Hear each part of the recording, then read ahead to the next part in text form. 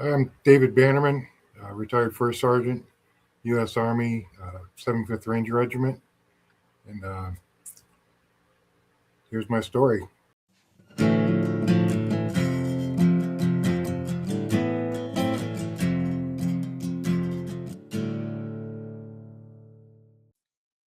What's up, everyone? Thank you for tuning in to this episode. Go ahead and hit that subscribe button if you haven't done so. If you're on YouTube, follow on Apple and Spotify, like, share, and comment. That would help us out a lot if you could comment. If you haven't done so already, go ahead and follow us on Facebook, TikTok, and Instagram. We are very active in those channels. If you have anybody that you would want to get on the show or you'd like to tell your own story, please hit us up and we'll send you our email to get you on. And with that, let's get into the episode. David Bannerman, welcome to the show, man. Thanks for having me. Hey, It's great. I appreciate you so much for coming on. I'm sorry I screwed up the time. Yeah, it's all good. I'm Yeah. retired. Um, even though I said it, but I really do appreciate this. You're my first person that was in the Ranger bat, so I'm excited to go into that space. I don't really know a lot of. Obviously, I wasn't a Ranger. I know a lot of people that went to Ranger school. One like regiment guy, but I don't really. I haven't really interviewed anybody, and I don't know if you listen to podcasts or watch them. There's not a lot of Rangers that go on and talk about their stuff. Except that one guy. I forgot his name. The sniper dude. Oh, the Reaper. The Reaper dude. Yeah, yeah, yeah, yeah. I don't know. I don't even know what regiment he was in or anything. He was in third bat. Oh, okay, cool, cool, cool. Yeah. So it's awesome too. Like you were in before. You were in before like the war started too, right? Right. Yeah. Um. So kind of let's kind of deep dive into it. Like, what year did you join? So I joined in 1991. Okay. What led you? Like, how was your childhood? Did you have like family lineage or? Well, my dad was in the Army, but he was like, he was in during Vietnam, but he never went to Vietnam. So Okay. um, he worked on boats in Virginia Beach. That's pretty weird for the Army. But I don't know. I was just always outdoors. I lived in the suburbs, but we have a big metro park system, and I was always playing in the woods. And I forget what age I saw Rambo, and that's just the coolest thing ever. And I'm in my woods making forts and camouflaging shit. And it was kind of just a regular childhood. I did do a lot of shooting, a lot of Yeah. hunting. Um, Athletics was my thing. Yeah. Kind of growing up. So, and then when I was 18, I didn't go straight to the Army. I actually got recruited for D1 soccer, Oh wow. and something you got to know about that is you have to actually pass your classes to keep your scholarship. Yeah. so so that didn't work out. So, but during college, Desert Storm was going off. Right. Right. And I remember I rented a house with some other guys, and I remember watching Desert Storm on the TV, drinking a beer, feeling like a complete dirtbag. Because I'm picturing like they said it's going to be the next Vietnam and all this stuff, and so I'm sitting there chilling out in my room in a college campus, and there's guys my age going to war. Yeah. I'm thinking, man, I'm going to be like a draft dodger or something. Like it felt like just wrong to me to have my age people serving our country, and here I am not doing it. Yeah. So when I lost my scholarship, which was the end of college for me, I was like a recruiter's dream, man. Freaking walked in. I only thing I knew about the Army was the infantry and airborne ranger. Like that's all I knew. Yeah.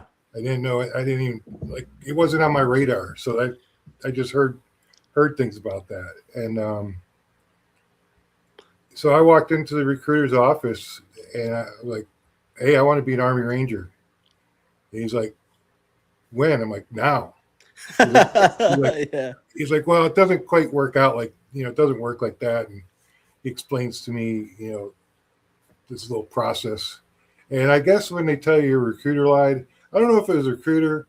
It's still 20 years late after, when I retired. I didn't know if my recruiter or the MEPS guy that got me. But, I'd say I wanted to be a Ranger. He says, oh, don't have any of those slots. I'm like, well, I want to be airborne then. Oh, don't have any of those slots. And he said, here it is, 11 X-ray. And he told me, like, any 11 X-ray, you can be any infantry job there is. You can be stationed anywhere there is. Made it sound really good, like I was going to be like special or something. Mm-hmm. And then I got to basic, and I found out what 11 X-ray meant. Yeah. Was they're going to put you in the MOS they want, which at that time was 11 Mikes and Bradleys was the big thing. I'm like, hell no. Oh, I'm sorry. They did tell me, let me back up. So they did tell me that the Ranger recruiter would come around to basic training and I can sign up then. So a lot of people in the regiments don't know this and find it out. But when I was in basic, I never saw the Ranger recruiter. Yeah. But I did see the old guard recruiter. And the old guard recruiter, said guaranteed 11 Bravo, guaranteed duty station, showed us all the old guard stuff, the drill team and the tomb, and, all this good stuff. And I'm like, well, I'm newly married. I got a guaranteed duty station and 11 Bravo. I'm gonna take that. Before we get too far ahead, sorry. No, you're good. You're good. Did you talk to your dad about joining because of the Oh, dude, my dad was so mad. He was he was just, I don't know why. I mean, he joined the Army, but I don't like his experience in the Army and like my experience are probably, different generations. But to him, like I failed. By joining the Army, it was just, I failed at life and I'm just joining the Army. Like, maybe it was because his era, he joined during Vietnam and nobody was really had like a positive light about the military because of Vietnam. And I'm pretty sure like your dad probably born in what, the 40s maybe? Oh, sorry about my dogs, man. No, you're good. So he probably was like, hey, you need to go to college. That's how you're going to make your most money and do all that stuff, huh? Right. Yeah, that was, I mean, I guess he was trying to push me to do things like he didn't do. Like he dropped out of high school, back in the 50s or whatever, and was a tradesman and fireman. He retired a fireman. He was fire marshal and lieutenant. So it's like he was trying to prevent me from doing what he did. You go to college, get that good job. Yeah. You don't want to be a slave worker and, like being a bricklayer like him, it was just a labor task. And seeing Desert Storm, so did you know anybody personally that was in Desert Storm? I didn't know anyone personally. But you kind of just felt like the itch, like, hey, this is not good enough for me, or like you failed at soccer. You didn't fail. Well, you failed your classes, and soccer was good. Yeah, you failed your classes, and you're like, hey, I still need something as a young man to push me. Yeah, it was like I said, I felt like just a bad person not serving my country. Because I was raised patriotic, and support country, support flag, and my dad was, well, both my parents, they were very patriotic, parents. So I was kind of brought up with that, and then like I said, when Desert Storm kicked off, and then I found out about being Ranger. It was like, okay, so I want to be with the best and push myself like I have been through soccer. Get to a D1, you gotta be pretty good. Yeah, you do. Yeah, and anything D1 athletic, Yeah. So it was I was looking for the next big push and challenge, and to me, the Army seemed like a very simple transition for me. For sure. I also, once college didn't work out, like I didn't really have a game plan. Like even if I graduated college, like did I really want to be a marketer?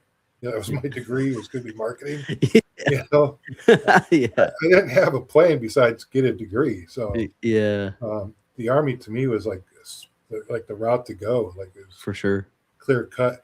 This you know it was a well they went back to it, but at the time it was be all you could be, and then they changed it through the years. But like I really understood that be all you could be means what you can be, not what anyone else says. Yeah. Like, you can do it, and I still think it's a good slogan because in the Army, if you want to be a turd, you can be a turd.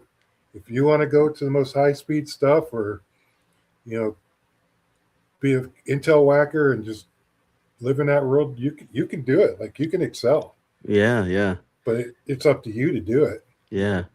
Yeah. I think that's something that you're pointing out that's really good that a lot of people need to know. It's like, hey, you're pushing yourself, and it doesn't matter what route you take as long as you're doing your best in that route, right? Like Yeah, I think they're actually back to the slogan. I saw a commercial. yeah, I believe they are. Yeah. I think I saw it on the UFC fight last night. I'm not too sure, but anyways, so okay, you're from Virginia originally, and you go Ohio. Ohio. Sorry about that. So Ohio. What year or what time of 91 did you enlist? Right, you enlisted in Well, 91. I enlisted in the summertime, Oh, okay. but I was delayed entry, so I actually went to basic in November. Oh, okay. That's not too bad. You missed Georgia's heat. Yeah, yeah. I was still, man. Tell you what, Georgia's some of the coldest I've ever been. I don't know if it was just It's because the we wet. weren't wearing anything, but it was freezing ass cold there. It's the wet, right? Yeah, Yeah. So, I mean, you're pretty athletic. You're probably like 19 years old, right? When you joined, 19. Yep. 19. You're a good runner. Obviously, you played D1 soccer. How was basic training for you? Was it easy, hard? It was really what I expected. Now, Yeah. I prepared myself by watching Full Metal Jacket. Everybody does, right? So that's what I envisioned basic training going to be like. But as far as I also played football too. Like I played all sports, so Yeah. having a drill sergeant yell at you or having a coach yell at you, like It's that really nothing. didn't bother me. I didn't think much of it. And Yeah. physically, like I had to run the PT test twice because I came sub 11, and they're like, "Oh, you cheated. You ran it. Whatever." I'm like, had to run it again. And I ran like not a sub 11, sub 12. And Yeah. I still came in like a 12:50 something. That's still great. I mean, And yeah, I liked it. Like waking up every morning doing PT, it was good stuff for me. And then we had evening PT sessions that were supposed to be a smoke session, but it was hilarious. what was it like uh going from like a D1 college to basic training, right? Because I always think it's kind of like you get a lot of different crowds, right? You get the youngsters like me and you. I joined and I left and I turned 19 while I was over there in basic training. And then you get like the old heads, they didn't make it. Old heads isn't like 24, but like they didn't make it in job market. You get like a bunch of cultures and different, like, you get people from, like you said, Ohio, Texas, California, and you're all going to be green, right? You're not going to be an Ohio person. You're not going to be a Texan. Like, how was that for you? How was that adapting? It was pretty cool. Like playing soccer and playing for club teams and traveling, I got to see a little bit of different, Cool. people from different culture, not Yeah, culture, but you got Texans, you got the South, you got New York, whatever. Everyone's got a different vibe going on. for sure. So I don't know. I guess I just got along with people pretty well. Hmm. There wasn't. There were people. Trust me. Like there were people that did not get along because you're from here and I'm from here. That was like we're not going to get past that point. But Yeah.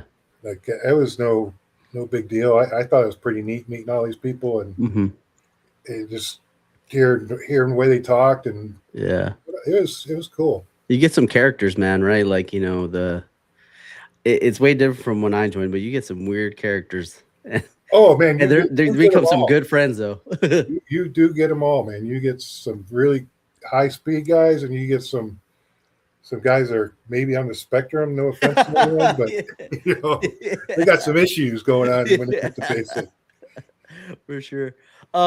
So when you're in the, I don't, okay, because the war kind of dies off, what are they kind of like talking about at basic training for So you? when I was in basic, I got there and Desert Shield was still going on. Yeah.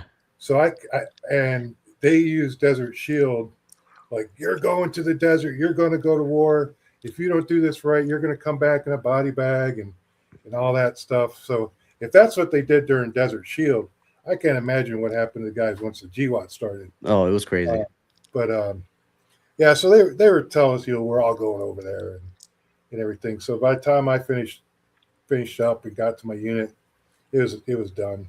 So Hmm. um, So you were 11 X-ray. What were the needs of the army at that time? 11 Mike Bradley guys was a big push. How did you take that when they gave you the Bradley? Oh, I didn't take it. I was saying I jumped on the old guard uh, Oh, okay. and went to be 11 Bravo. Oh, okay, okay. Yeah, So that's right. at first they were like, "Hey, you're gonna be 11 Mike." Was that floating around, and then the old guard came, and they're like, "Hey, does anybody want to try out for this or what?" Yep. And I was like, hell yeah, because you got to be 6'1", 110 GT score or whatever. Yeah, Uh, nice smile, right? Something like that. So that's yeah, the rumors. yeah. I don't know. I didn't make that. I didn't make that, but Uh, it was 11 Mike and 11 Hotel. 11 Hotel. These that's gone. That MS is long gone, but that was a tow gunner. Like your specific job was like a tow missile launcher. oh, okay, okay. Um, like you ride around on Humvees and launch tow missiles at the Russians. Damn. So Yeah, yeah, I did actually join during the Cold War. So that's cool. I am a certified Cold War veteran. I even got a certificate. Um, Remember, my first sergeant called us in. He's like, "Oh, here you guys go." We're all reading. And we're like, "No shit, certificate for the Cold War." Hmm. What But so what like how do you when you get into the old guard? What do you like? How? Okay, I'm interested. I've never talked to anybody that was in the old guard. okay, So when you get selected, or you put an application in, or what do you do? you just when the recruiter comes, you just say you want to do it, and Yeah. he gets you on orders and all that stuff. It's really not a hard. Okay. Well, it's not hard to get there, but you do go through what they call a new man program. Okay. It's kind of like it's supposed to be a 3-week course. Learn how to march, learn how to shiny brass, Hmm. shiny boots, press your uniforms, do all that stuff. And some people can take that 3-week course and make it 9 weeks Yep. or whatever. But yeah, I know there was people that got sent to Korea from there because they Yeah. couldn't pass it. Which I don't understand why, but yeah, when you get there, you're part of like you go to your platoon in your squad that you're going to be part of, and then just during the duty day you go over to the new man class, and at the end of the day you come back to the barracks, to your platoon and squads, Yeah. and then I mean you got a legit team leader that's making sure your stuff's straight for Yeah. the Yeah. Yeah. class and all that. Standards. It's so it was good, but so I did that. But the interesting thing with that is when I got there, um, I kind of like telling this story. I got there, and my first squad leader, his name is Staff Sergeant Ronnie Johnson. He retired full bird Ronnie Johnson. Um, when I got there, he was my squad leader, and well, not just, but he went to Panama Oh wow. with first battalion. So I saw him. He had all the chest candy, freaking Ranger tab, combat scroll, and all this. And like during my initial counseling, he's like, "Well, what do you want to do with your career or whatever?" I looked at him. I said, "Sergeant, I want to be like you." And he's like, "You want to be a Ranger?" I said, "Damn right I do." And he goes, Yeah. "Okay." He's like, "We can do this." So he he like gave me the Ranger handbook. He gave me like a Ranger history book, Ranger knowledge book, Hmm. and like he treated me like I was a Ranger private, not just an old guard private. So like it's like being a Ranger private is a really different way of life. Yeah. Uh, Yeah. so he kind of he treated me like I was in regiment and I was his one of his privates. Yeah. And then, so he says, well, you got to be here for 18 months because you volunteered to come here. And, like, yeah, Roger, we can do that. And then, Yeah. so 18 months must have came up. I don't remember if it was exactly 18 months, but he said, hey, you're going to go on detail today. And I'm like, by this time, 18 months, you're a senior PFC, Mhm. Uh, so you're not the little bitch anymore. But I'm like, okay. And he's like, you're going to the Hoffman building. And the Hoffman building is in Alexandria, Virginia. And back then, that's where they kept all of your all Army records before Fort Knox took over that world. And no computer or very limited computers. Like everything, no shit was in a file. So he goes, here's what you're going to do. You're going to go to the Hoffman building, whatever floor. When you walk in there, you look at that guy and say, Sergeant, I want to be an airborne ranger. Okay, that's what I was told to do. That's what I'm going to do. I walk in, I walk right up to the guy's desk. He looks up at me. Sergeant, I want to be an airborne ranger. And he goes, oh, you must be one of Ronnie's boys. I was like, yeah, Roger. He goes, okay. He goes, you see all those files over there? Roger. See those empty filing cabinets? Roger. File all those files. This is a shit ton of files. File all those files into that cabinet alphabetical. Okay, simple enough task. So I'm filing them away, and we went and had lunch, me and his name's Sergeant Durkin, who I'm still really good friends with. Actually, one of my best Ranger buddy friends. And this guy, his name was Master Sergeant Reynolds. I don't know whatever happened to him. But here's PFC Bannerman. I go out to eat with like two real Rangers, and I'm just in awe of the whole thing. We come back, and I come to find out it was all the records for every Ranger qualified E5 and E6 in the Army. That's what I was filing. That's a lot of files. Yeah. But no, I got done. He says, I said, I'm all done, Sergeant. He's like, do I need to check them? Guarantee you don't need to check them because I wasn't going to fuck that up. I hope swearing's okay. No, you're good. You're good. Yeah. So he says, so you want to be a Ranger? I said, Roger. He goes, when? I said, as soon as possible. He goes, I can get you to RIP next week. And I was like, whoa. Let's pump the brakes here. Like I got to get my PT in line. Like I just got to get. He goes, all right. Well, how about 2 weeks from now, or 3 weeks, or whatever it was? And I'm like, yeah, that sounds good. Yeah. So I assume your wife was with you, right? Yeah, my wife you was had to with get her me. prepared to get Yeah, you. so Was it like you had to go to the school first, or you had to go to the indoctrination program? I had to go to RIP. Okay. Back then it was called RIP, Ranger Indoctrination Program. Yeah. And then I was an oddball case, of course, as usual, because everyone at the end of RIP gets sent directly to their battalions. Okay.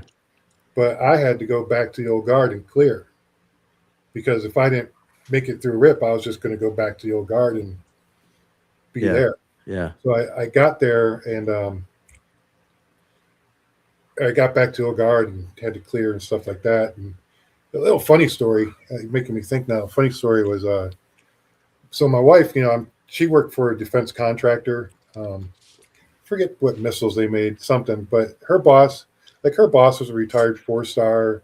And like there was a couple 3-stars in her office and stuff. But when I came back, she put her 2-week notice in, and then my orders got changed and got moved. So she's like, "Oh, I'm gonna not put my 2 weeks in." And I didn't know this was happening. So Yeah. revokes that 2 weeks in, puts a new 2 weeks in.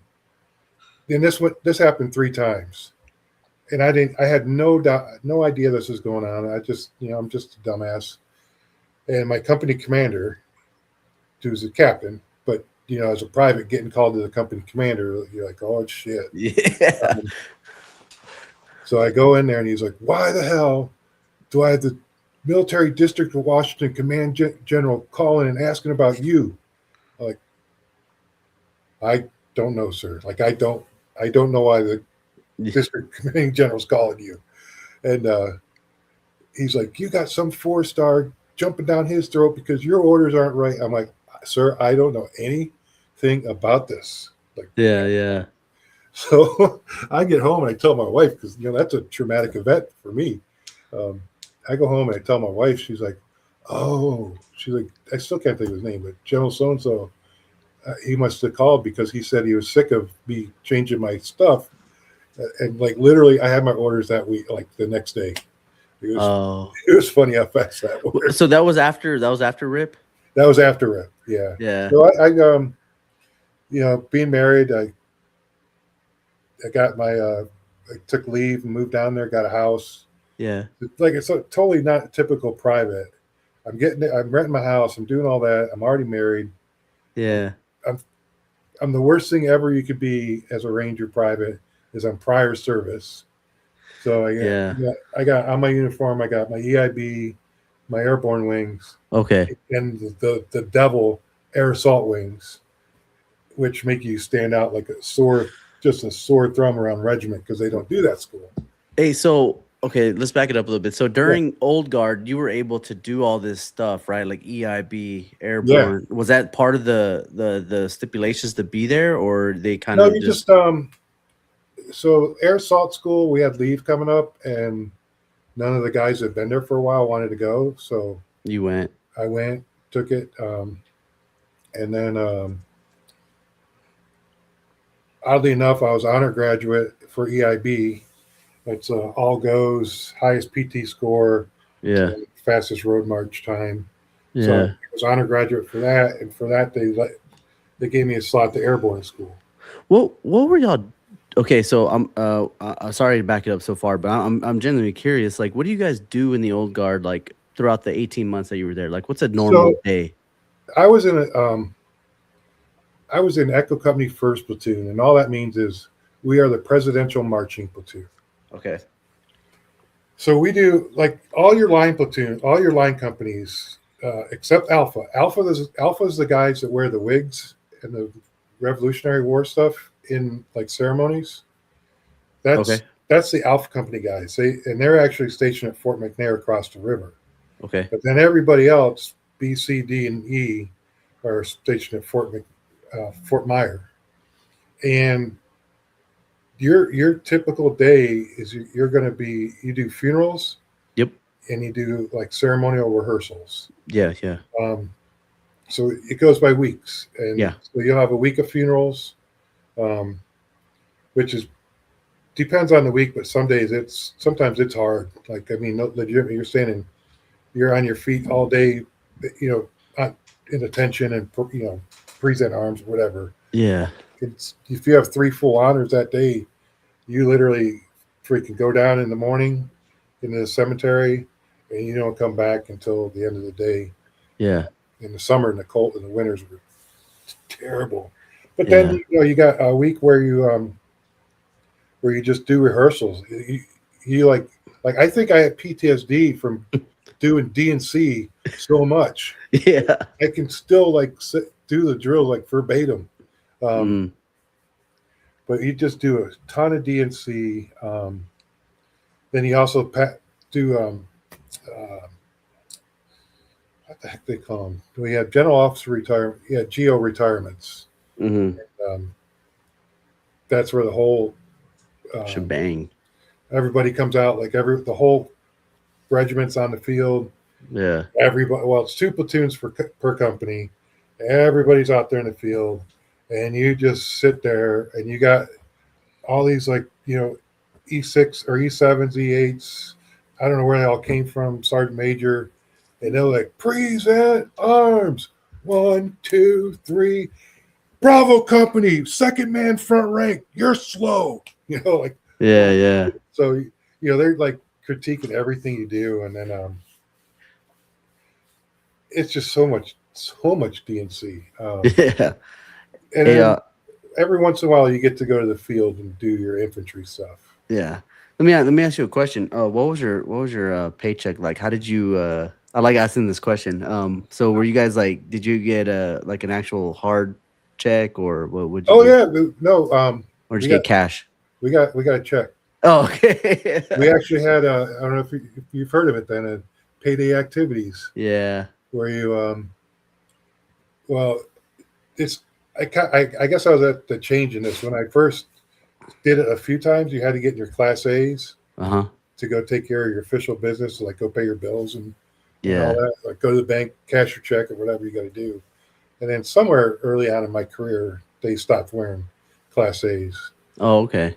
So, That's cool, man. Yeah, I always like asking those questions because it was such an evolution. I mean, like from the '90s to when you retired, like oh yeah, it was a dramatic shift, right? Like, um, but yeah. So okay, so when you get done helping that guy archive those files, and then you go to RIP. What are you hearing about what RIP, and how long is it? it's 3 weeks long, and basically my squad leader just told me, "Don't quit, no matter what. Don't quit." And he never really gave me like, "Okay, when you get there, this is going to happen. That's going to happen." Mm-hmm. Is he just like, "Don't quit, no matter what, and you'll be all right." Yeah. Um, Yeah, because it's so, not like today where you get everybody like, "Oh, this is what happens at RASP." oh yeah, Yeah, there's it nothing. wasn't like I knew nothing. I suppose I could have maybe pinged him a little more, but that was his advice, and because uh-huh, he knew we're physically shape, we're in good shape, and I could take roll with the punches as far as smoke sessions go, uh-huh. and all that fun stuff. Um, so I did see a video. I did see a video VHS tape to date myself. Some guys going through. I think it was just called Ranger or something like that. Yeah, These guys were going through to RIP, and it was like they had these Mongasso rucksacks and uh-huh. all that stuff. So I was just really prepared for what I knew the worst to be at that time. Yeah, and it's like the during the 3 weeks, is it like you can get peered out and all that other stuff, right? Not well, not when I went through. So the first week when I went through really was the assessments. You did your PT test, you did your 5 mile run, you did your 12 mile road march. Um, so you can knock out the physical, like the test, the actual test. Yeah, yeah, yeah, Um, and then so it's hard. Like you are getting fucked with yeah. the whole time. I And no mean, sleep. well, see, it's not like ranger schools. They'll let you or you go to bed, but they have a staff duty NCO. That dude is going to wake you up at some point in the middle of the night and fuck with you, probably just to stay awake while he's on duty. But Yeah, we're going to pay for it. It is just like some of the funniest crap. It was just that they would come up with. It was just freaking. I thought, I'm thinking it's funny. So, like, that's where I learned just to laugh through the heart, just laugh at it. yeah. There's nothing you can do. It's just look at yourself. It's a mind game. Look at me. I'm my face down in this mud puddle, doing something or whatever. Like, how stupid is this? Yeah. But so then you go to Coal Range. Coal Range is essentially our Hell Week, because everyone knows what Hell Week is because all the SEALs tell everybody what Hell Week is. Yeah, yeah, yeah. But Coal Range, you go out there. It's our own freaking training area. Where Uh, is this at? Fort Benning. Fort Benning. Okay, okay. Yeah. Never been to Benning, so. All right, so it's way back in the back 40 of Fort Benning, and you get out there, and just the games begin. I mean, if you thought it was bad in the rear before you went out, like it's just, and we'll get to it, but they are seriously trying to break you down. They're mentally trying to break you down. They're trying to break Mhm. you off, Yeah. and it is nonstop shenanigans. And then but what really gets you is you do land nav for 3 days straight. Like you get a 4 hour course or 4 hours. You go out, do a land nav course, come back, get fucked with, go do another land nav course, Yeah. come back just as the sun's coming down, get some chow, then you go back out and you do a night land nav class or course. Then you come back. You're usually done around 2 in the morning, something like that, and then you're back up at 4, 5 o'clock. Yeah. And you do that for 3 days straight. So you're just out there breaking brush and land naving. And anytime you're back in the rear, like I did it, and come to find out it was like a thing. Like we would go in the woods and go to sleep and set our alarms, because if you got back fast, you just got fucked with longer. You're Yeah, just yeah. like, oh, I got done first. Well, now you got a long time to get fucked with. So we figured that little part out, and like just come in with like 15 minutes left, and that's less time to fuck with you. Right. That's pretty messed up. But so you got go through that, and then you come out of and right there you'll probably lose by that point 70% of your class is gone. Yeah. So like if you start at 100, you got 30 guys left at, at the end of that. Yeah. Between the first week physical assessments and then coal range, yeah, you're gone. You're down 70% of your starting group. Right. Right. Would you say like this is the most physically challenging thing you've done thus far in your career? Oh, without a doubt. I mean, Yeah. without a doubt. It was just like I said, you're constantly getting smoked, and um, so you never get a chance to like recover. There's, Yeah. there's like no downtime except when you're jamming an MRE or something. Right. For Um, sure. so yeah, it was definitely the most physically hard thing I had to do. Hmm. Um, When you graduate, Rip, right? You get you graduate, and you yeah. go. Are you're like, how are you feeling, man? I mean, this is what you wanted, right? You Oh wanted to yeah, it was be, and you already like did airborne, so you're good too. So, like, oh yeah. So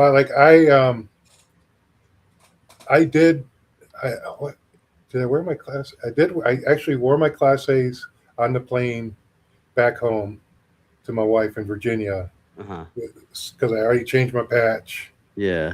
Well, at that time we had the black beret, Yeah. um, so I was like totally proud of it and everything. And then when I had to clear the old guard, I had changed all the patches out from the old guard to the first battalion, and so I'm doing clear, and I'm walking around with a black beret on, and nobody had black. It was only Rangers had black beret, so Yeah. like people were like basically So, getting out of my way. did you already know what battalion you were going to when you completed RIP? Oh yeah, so that's another Yeah. side story. So my squad leader told me, um, when you get when when you get to RIP, you tell them you're going to first battalion. So I told the cadre I'm supposed to go to. They're telling who's going where, and by the end of it, it's not that, like they're cool with you, but like you can talk to them. They're approachable. Yeah, so I was like, Sergeant, I'm supposed to go to first battalion. Who the fuck? You think you're telling us what battalion you're going to go to? I'll tell you what, we'll send you to second battalion. How about that? It just like jumped in my shit. I'm like, oh my!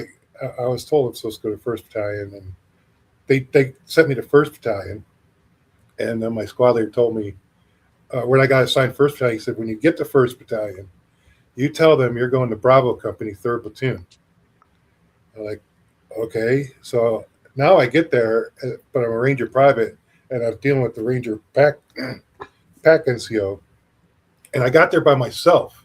So I was the only new guy around, because the other new guys got there while I was clearing and getting back. And sure as anything, I told this pack NCO, like, Sergeant, I'm supposed to go to Bravo Company, third platoon. Same thing. Who the hell do you think you're telling me what company? I go, Sergeant, I was told if there's any question to call Sergeant First Class Mitchell. And he did. And Sergeant First Class Mitchell, who was a platoon sergeant, came and got my ass from the pack clerk and took me over to the company. Where's first battalion at? It's a Hunter Army Airfield, Oh, okay. Yeah, so yeah. it's about It's in 40 Georgia. minutes. It's about 40 minutes from Stewart, about 20 minutes from the beach. Okay. Um, so when you get there, you do your in processing and everything like that. You get to you said you go to Bravo Company, right? Yeah. And then is it because your squad leader from Old Guard already hooked you up or what? Yeah, that's exactly why. Oh, okay. Exactly why. Yeah. Um, Um, so what is it like going to the battalion? I mean, you're stacked. You're probably and are you a specialist already yet or no? I'm a specialist now. Yeah. Yeah, you're already a stack specialist. I mean, you got a tab, EIB, airborne, air assault, like you got everything already. Like, well, what's it? Are they fucking with you or Oh yeah. what? Oh yeah. Team leader. Well, my team leader is really cool. There's the Uh, other team leaders in the platoon that had a problem. had something for me. Um, and like I could have squared myself away and saved a lot of heartache if I just took off my air assault wings, because like every every Ranger tab D4 and above at that time had their EIB and airborne wings. It was like part of your uniform. But I wore my air assault badge because now, mind you, when I went to air assault, it was 21 hard days, but not 2 weeks. I think that's what it is now. But if I had took that damn thing off, I would just look like some other Spec 4 from anywhere else.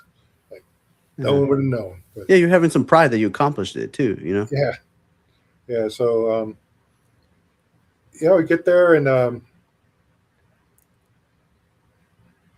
life is it's Life good. is lifing. I I kind of got over a little bit because I didn't have to do all the nighttime new guy shit like buff the floors, all the shit that happened in the barracks at night. Because Yeah, I went home and because you're married, yeah. guys were like, "Good bullshit," he gets to go home and we got to buff the floor. And like, I don't know, I'll stay here and buff the floor. What do you want me to do? Yeah. What are you so this is what, 93 maybe? 93. So 93. 93. I'm looking at your stuff right here. What's a normal training time? Like what do y'all do, like squad sticks or something like that? What are y'all So doing? um,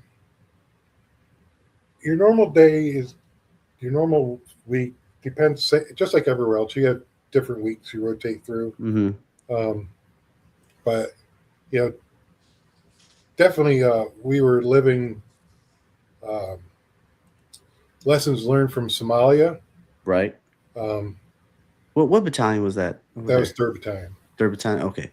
So we're definitely, living the life of learning lessons from Somalia. Mm-hmm. So there were some changes going on, and the pendulum went all the way over to like the extreme training side, and like, Less garrison type stuff. yeah, like it was just we went too far. We kind of went way There wasn't like a balance. That's what you're saying. no. So But what? so you do your training, you do your PT. If you're in garrison that week, like doing P2 activities or whatever. P2 is when you can go to like dental health things. It's like an administrative week, Yeah, the readiness week. so yeah, you get all your shit straight there, and then probably knock out PT twice a day Yeah. back then, which was unheard of. Um, Hey, so y'all had weeks that y'all were rotating, like, hey, field readiness type stuff, and yeah, then like so what was it, like every 2 weeks or was it every it was, 3 weeks? it was like every 2 weeks, if I Oh, remember. okay. Um, Um, what would you say? What would you say the major training difference was? Right, like I would assume like y'all were still doing the Russian thing, right? And then when yeah, Somalia happened, like it went over to like a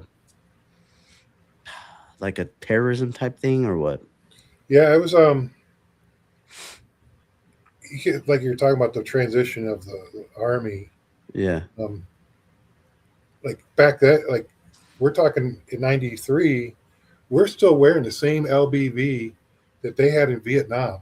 right. We're still, rocking the rucksack, which I believe they still use the large Alice. But M16s, not, and we're still training like patrol based activities. We're training like Vietnam War, and Yeah, then yeah.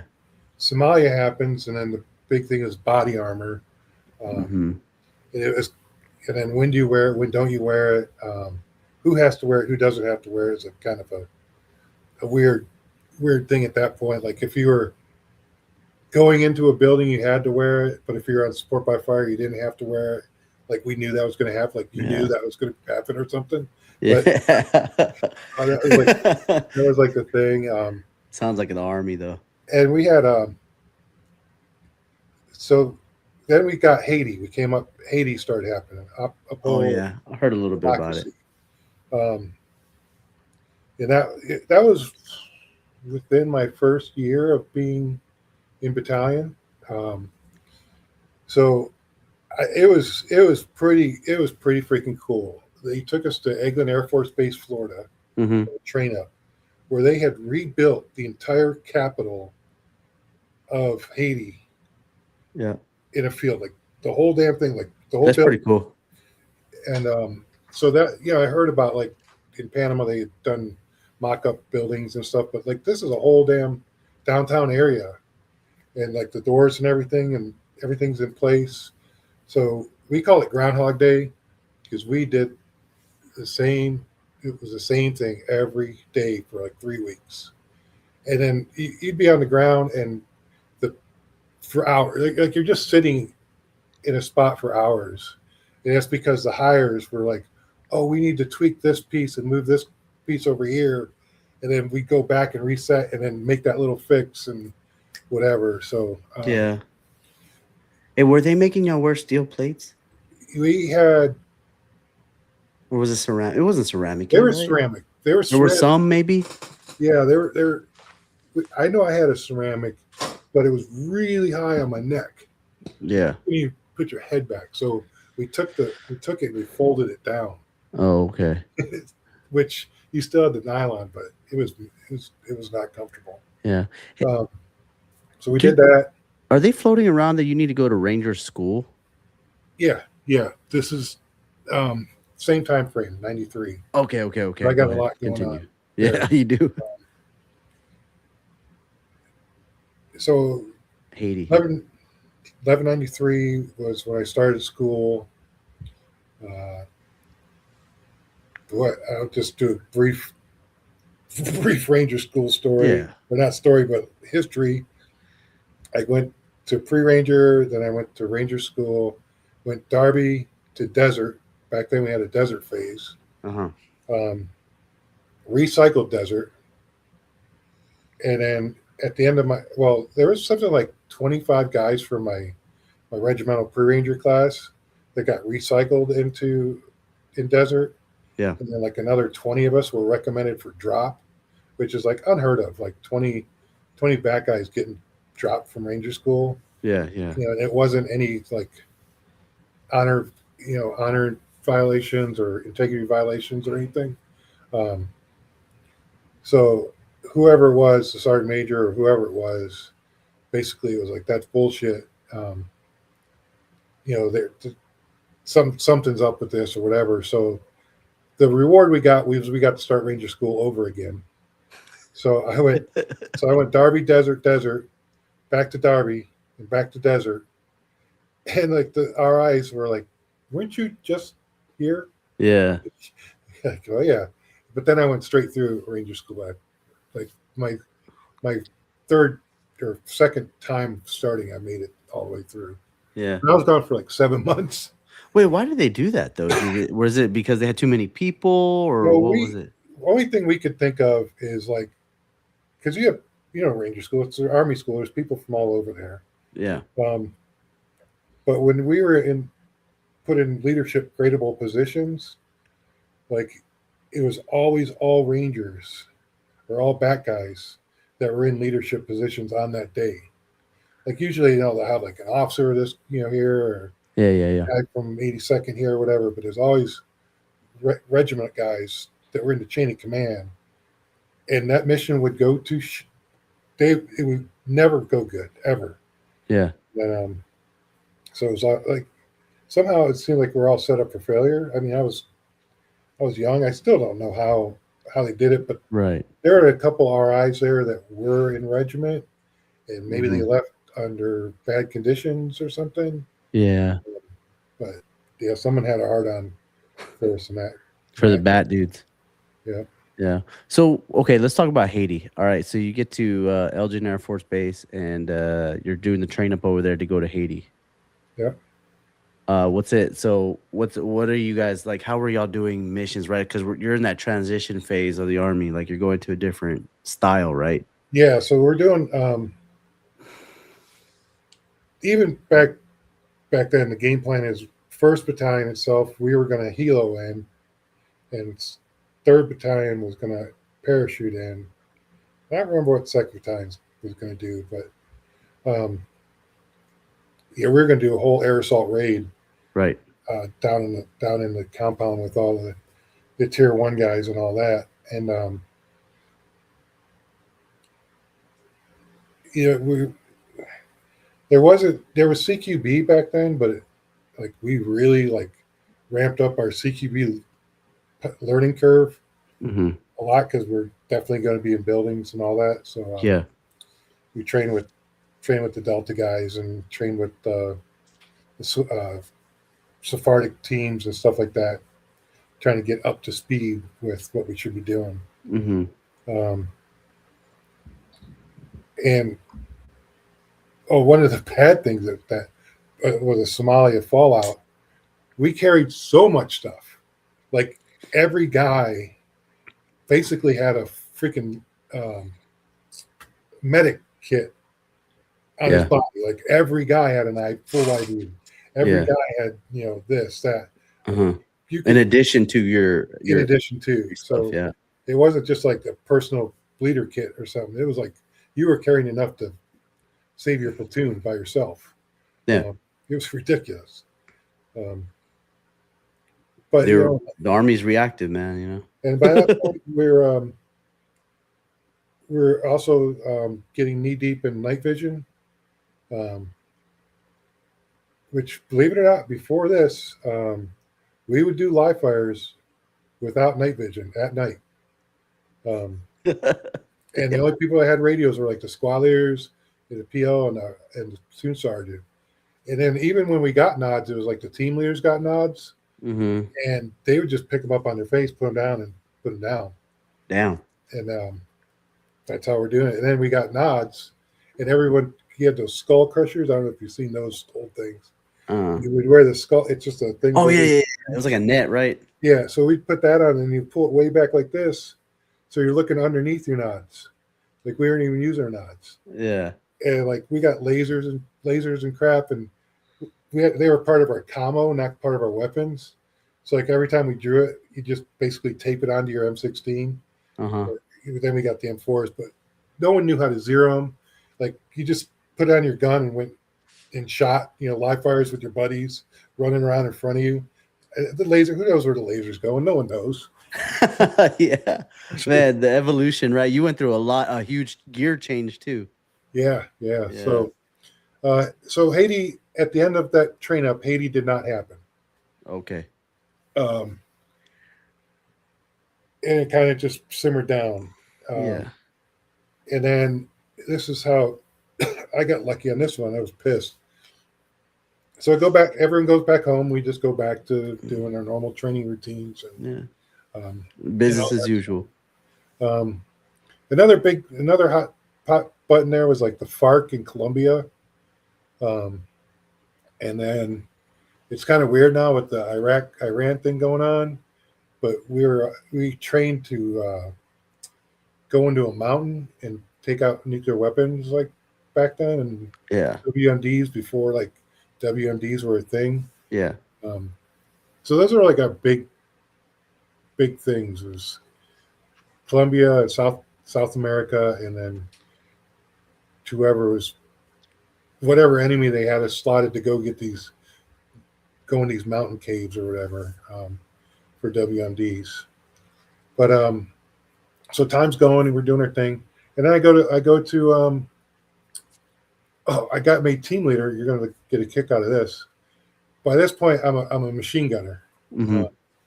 And the way my platoon worked and how I carried it through my career was, your senior machine gunner was going to be your next team leader in wherever that slot opened up. Yeah. So he was like, your 6 team leaders he was a seventh senior guy. Um, well, at that point, I was a senior machine gunner. Mm-hmm. Um, and we came out to formation, and this team leader didn't have his stuff right or whatever happened. And my platoon sergeant was like, Bear, come here, take his shit. You go get his shit. I'm like, what? He's like, you're Bravo team leader, first squad. Like, what? Like, Yeah. seriously? So we did. We literally just traded gear in formation, and I was a team leader, and he got fired and never, he got out 4 years. But Was that a? Would you say that's a responsibility you were ready for? oh yeah, I was ready. Yeah, I was definitely ready for it. And then once you get to that senior, like like it's coming.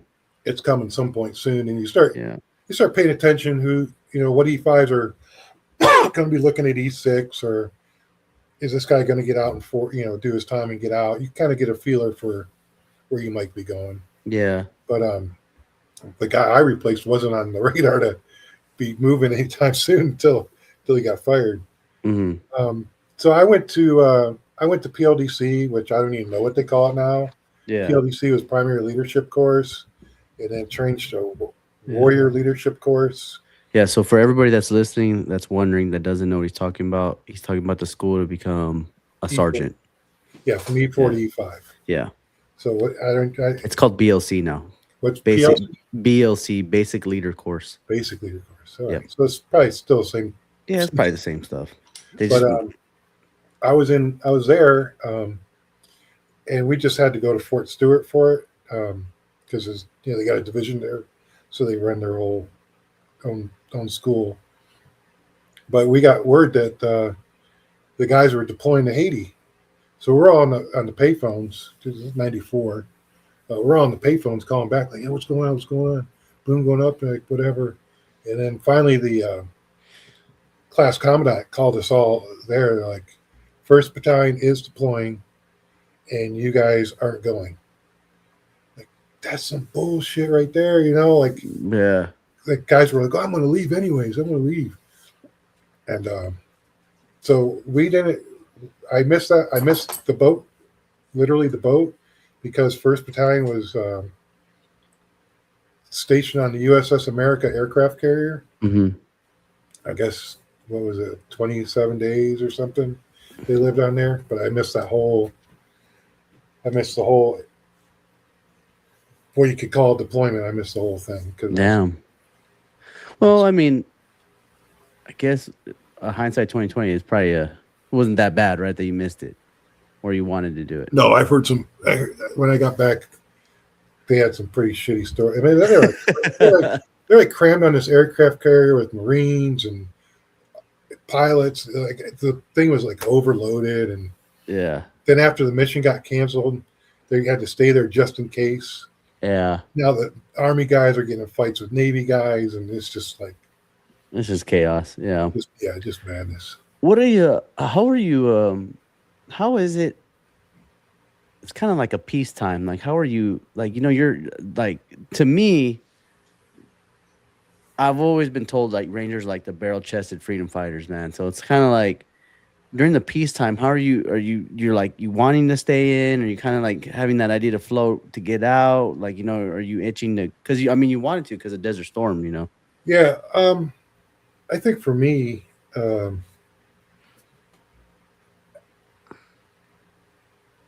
well, I think a lot of guys it's almost like Gen X and millennials or whatever. Mm, You got a whole thing called '90s Rangers yeah. because you have like the old school guys; those are Grenada guys. Then you have Yeah. Panama guys, and then you got the '90s Rangers, who did not go to combat essentially, Yeah. except for Bravo Company 3rd Battalion. So I think there was guys that were hanging around because they got there after Desert Storm in Panama and all that, and they still wanted to, catch that dragon and go do it. Yeah. It was definitely there was no like no one looked down on you if you just did your time and got out. Mm-hmm. It wasn't like you're quitting on the, you're leaving us behind or anything, Yeah, yeah. um, which did change. But so it was hard. It was literally like being on the Super Bowl team with no Super Bowl. Right. That's a good way to put it. Yeah. We're doing all the training. As the years are going on, we're getting more new kit, evolving as we go. Excuse me. And we're still we're still continuing operations, like planning future operations and rehearsing for future operations that never came to fruition. Yeah. So it was board rangers are not good. Yeah. Probably same as board soldiers, but it's hard to it's kind of hard to keep up that pace at 110%. Hmm. Saying our creed and all that, but Yeah. are What we going to the beach this weekend or what? how do you transfer battalions? So you can as an E6. Well, you can transfer probably as an E5. Um, you just basically one sergeant major has to call the other sergeant major and say, "I got this guy that wants to come up to second battalion. That's at Fort Lewis. Yeah. He's a sergeant. He just reenlisted. He's da da da da." And that sergeant major is like, "Yeah, bring him up." Yeah. We'll trade. It's yeah. So it's not like a good old boy network, but you just can't. If the sergeant majors don't really put the stamp prove on you, then Yeah. you're not going to go probably. Right. Okay, so let's go ahead But and fast. there's career path too that takes you to different times Why? because as a pyramid goes, like for me, example for me is I was a E6 weapon squad leader, Mm. um, senior squad leader in the battalion at the time, and I went to be a RIP instructor, Yeah. and I got promoted to E7 when I was at RIP. What year was that? That was 98. Okay. So I got promoted 90, yeah, 98. Damn, you're getting So, promoted quick, man. yeah, 7 and 7. Okay. So Is that pretty common for like a ranger thing? it's like the standard for E5 and 3, 6 and 4, stuff like 7 and 7. Yeah. There was some things like I remember 7 and 7 was like the standard. Um, so after RIP, um, you don't really get to pick where you're going, but because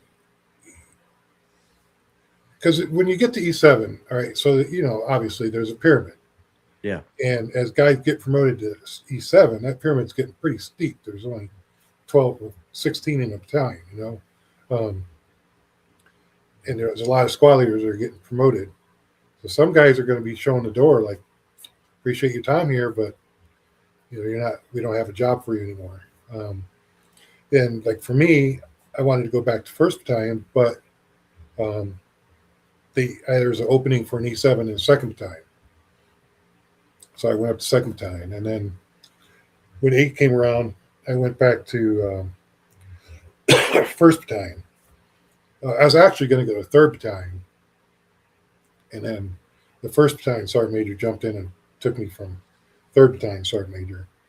But if you're in good standings and you're making rank, you may have to change duty battalions to stay. Like, okay, I want to be a platoon sergeant first battalion really bad. Well, all of our platoon sergeants across the board are been there with only a year, but there's 3 slots in third battalion, so you can either go to third battalion or you can go to the big army or SFAS or whatever you want to do. Yeah. Um, So what was like the normal path people were doing? Were they trying to because like you said, there's not that many positions. Were people going to the big army or were they going to selection? kind of like the E5. E5 world would go to SFAS, Oh, okay. Okay. SF selection, and then like the E6 world would go to Delta selection. E6, E7s would try to go to Delta selection, Yeah, and some of y'all would stay in Ranger Regiment. and then some would stay in Ranger Regiment. Yeah. So yeah, it's a pretty tough career world in the E6, E7, E8 to Right. maintain what you're doing. Yeah. Let's go ahead and let's talk about 9/11 when it happened, when you were in. Where were you at? I was at Fort Lewis, Washington. Okay, so obviously you're on duty. Towers get hit. News is coming on the TV. What are y'all doing? So I'm on West Coast time. Yeah. So we had a pre-ranger PT test going that morning, and I was the NCOIC for it.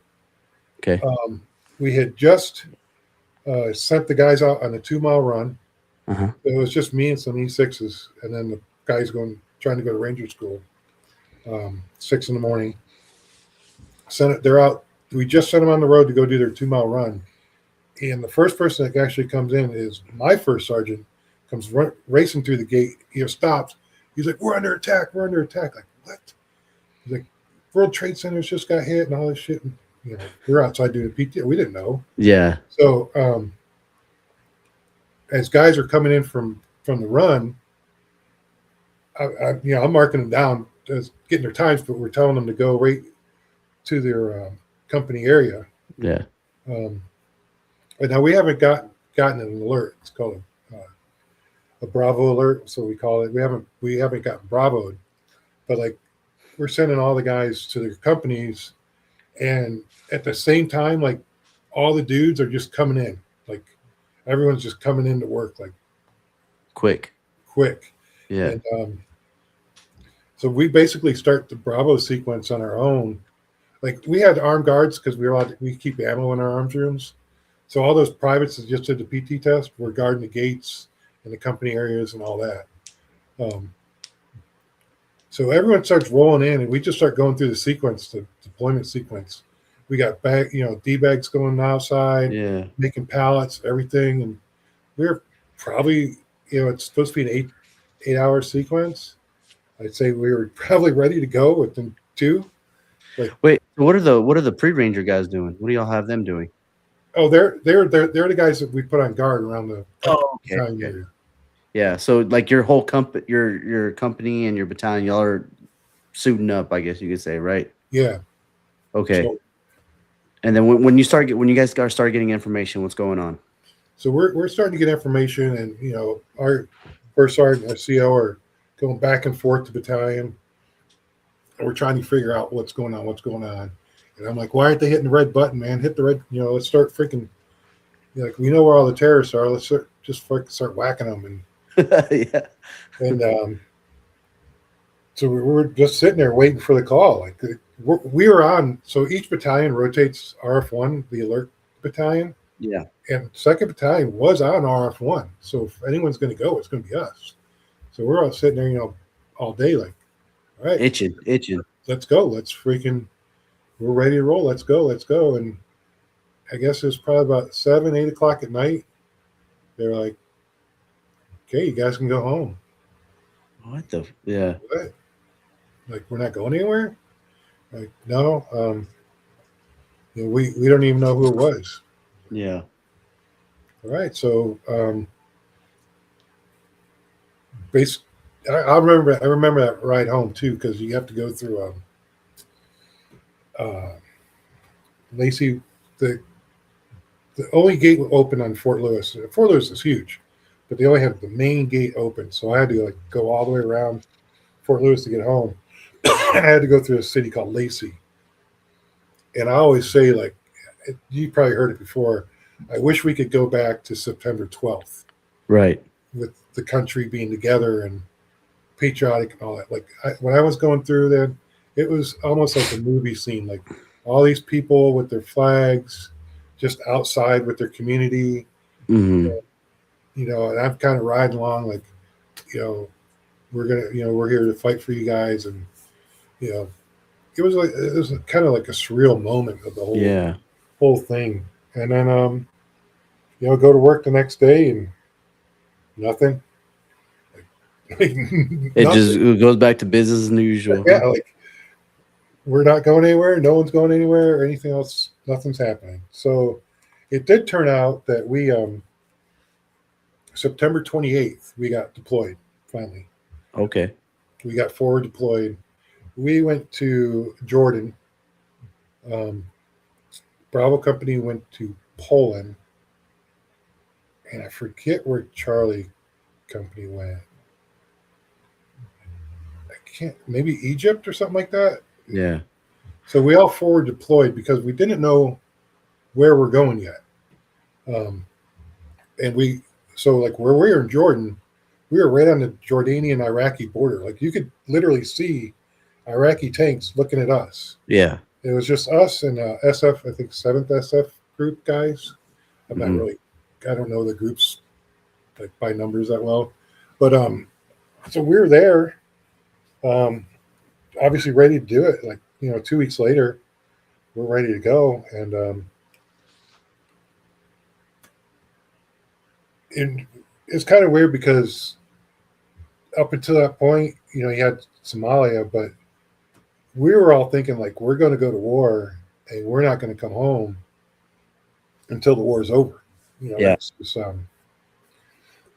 just how it's going to be. It's going to be like World War II. You go and you come back and it's over. Um, so we're sitting in our little chow hall. We had satellite TV. We're sitting there watching TV and the news, and this fucking news comes on. Rangers invade Afghanistan. And they show the plane going overhead. You see all the parachutes. And me and the other two platoon sergeants like threw our trays away, run back to the company. We're like, who the fuck's jumping into Afghanistan? Like we're a freaking helicopter ride away from there. Yeah. Um, and it turned out it was 3rd Battalion. Damn. Um, those guys got to jump in there. So we basically hung out there for like 3 months Hmm. in Jordan. And came Just home. waiting. Yeah, and we just came home, and there was like, there's still at this point there was no talk of rotations or anything of that nature, Yeah. and so what happened first was Bravo Company our Bravo Company deployed to Afghanistan as a company. Like, wow, that sucks. Here the other. I'm watching across the. We had a quad. I watch out my window at the freaking Bravo Company and watch them leave, and it was like, this fucking sucks. Yeah. You're just itching, right? Like Yeah, that's like, excitement, nervousness, you're just wanting to do something. and like all that came down to they had the senior company commander and they had the senior first sergeant, so they were the senior company, so Yeah. they went, and it's just the way it works, And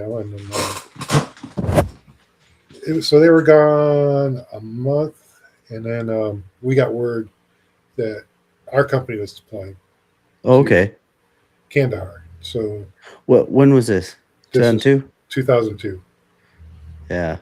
So we deployed to Kandahar as our company, um, and we were there for only 2 months, and like Kandahar was nothing that was there. Like we had Yeah. GP medium tents, but like there's nothing. There's no Yeah. job. What was the mission?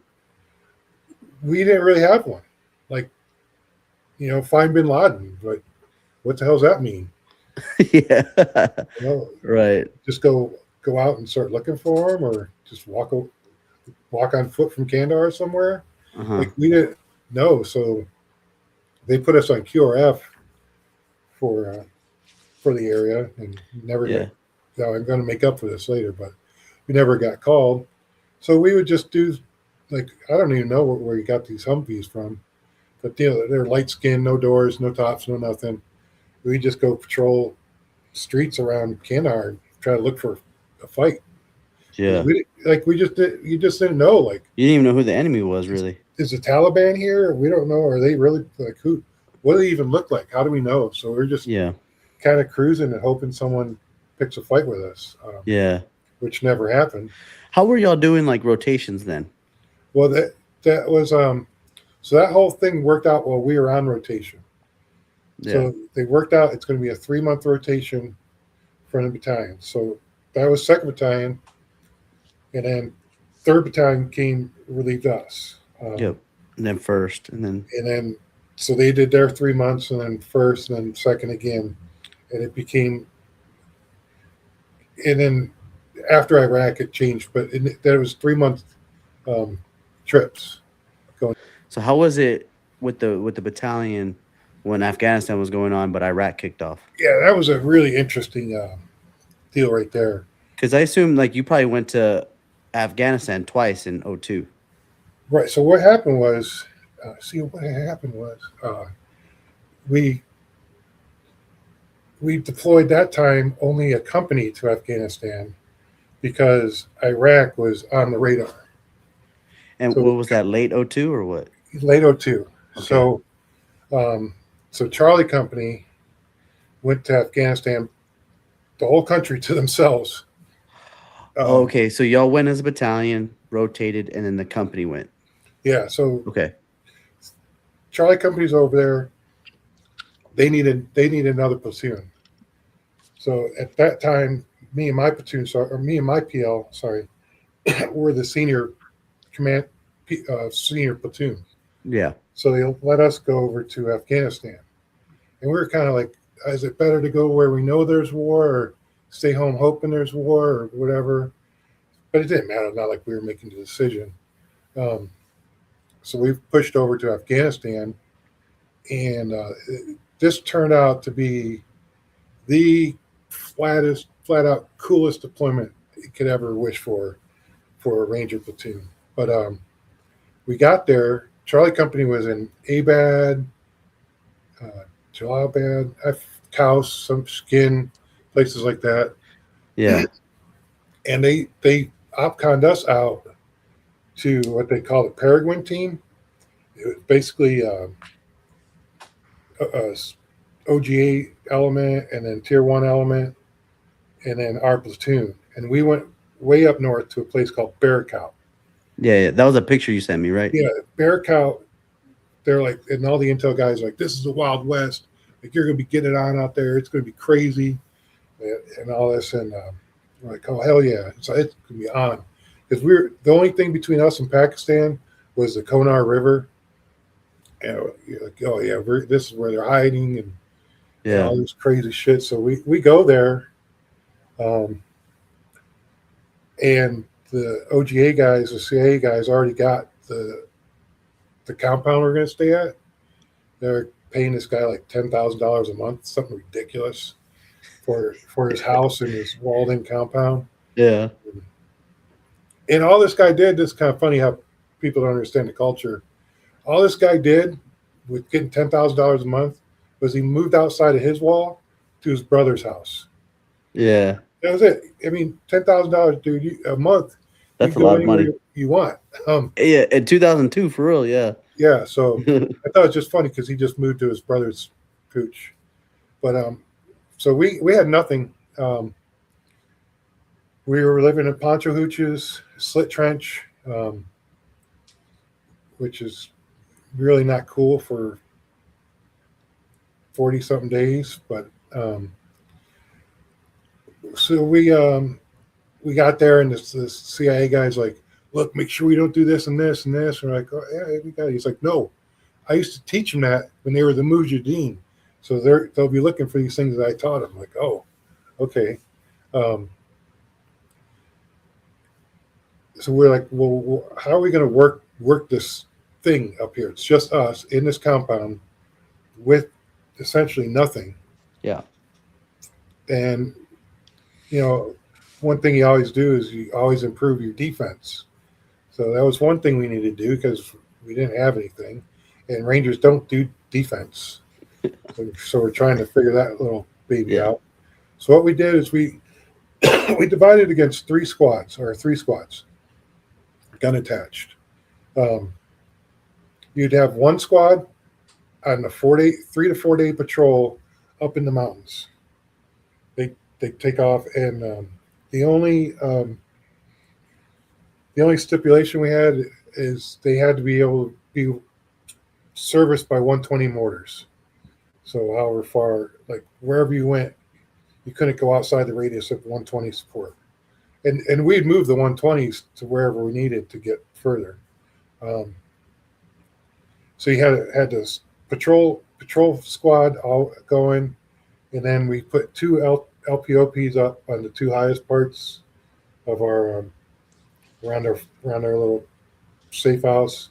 So that's another squad, and then the third squad, which was our down squad / camp improvement squad.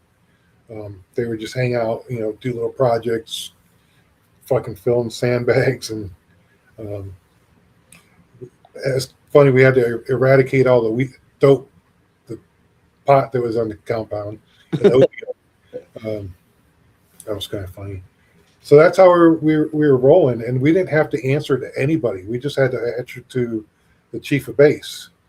I Which think is we were there, which is a CIA guy, right? which is a CIA guy. Yeah. He's like, or he would ask us to do shit. And like, yeah, all right, we'll go do it. But we got introduced to the ID real early. Our third morning we were there.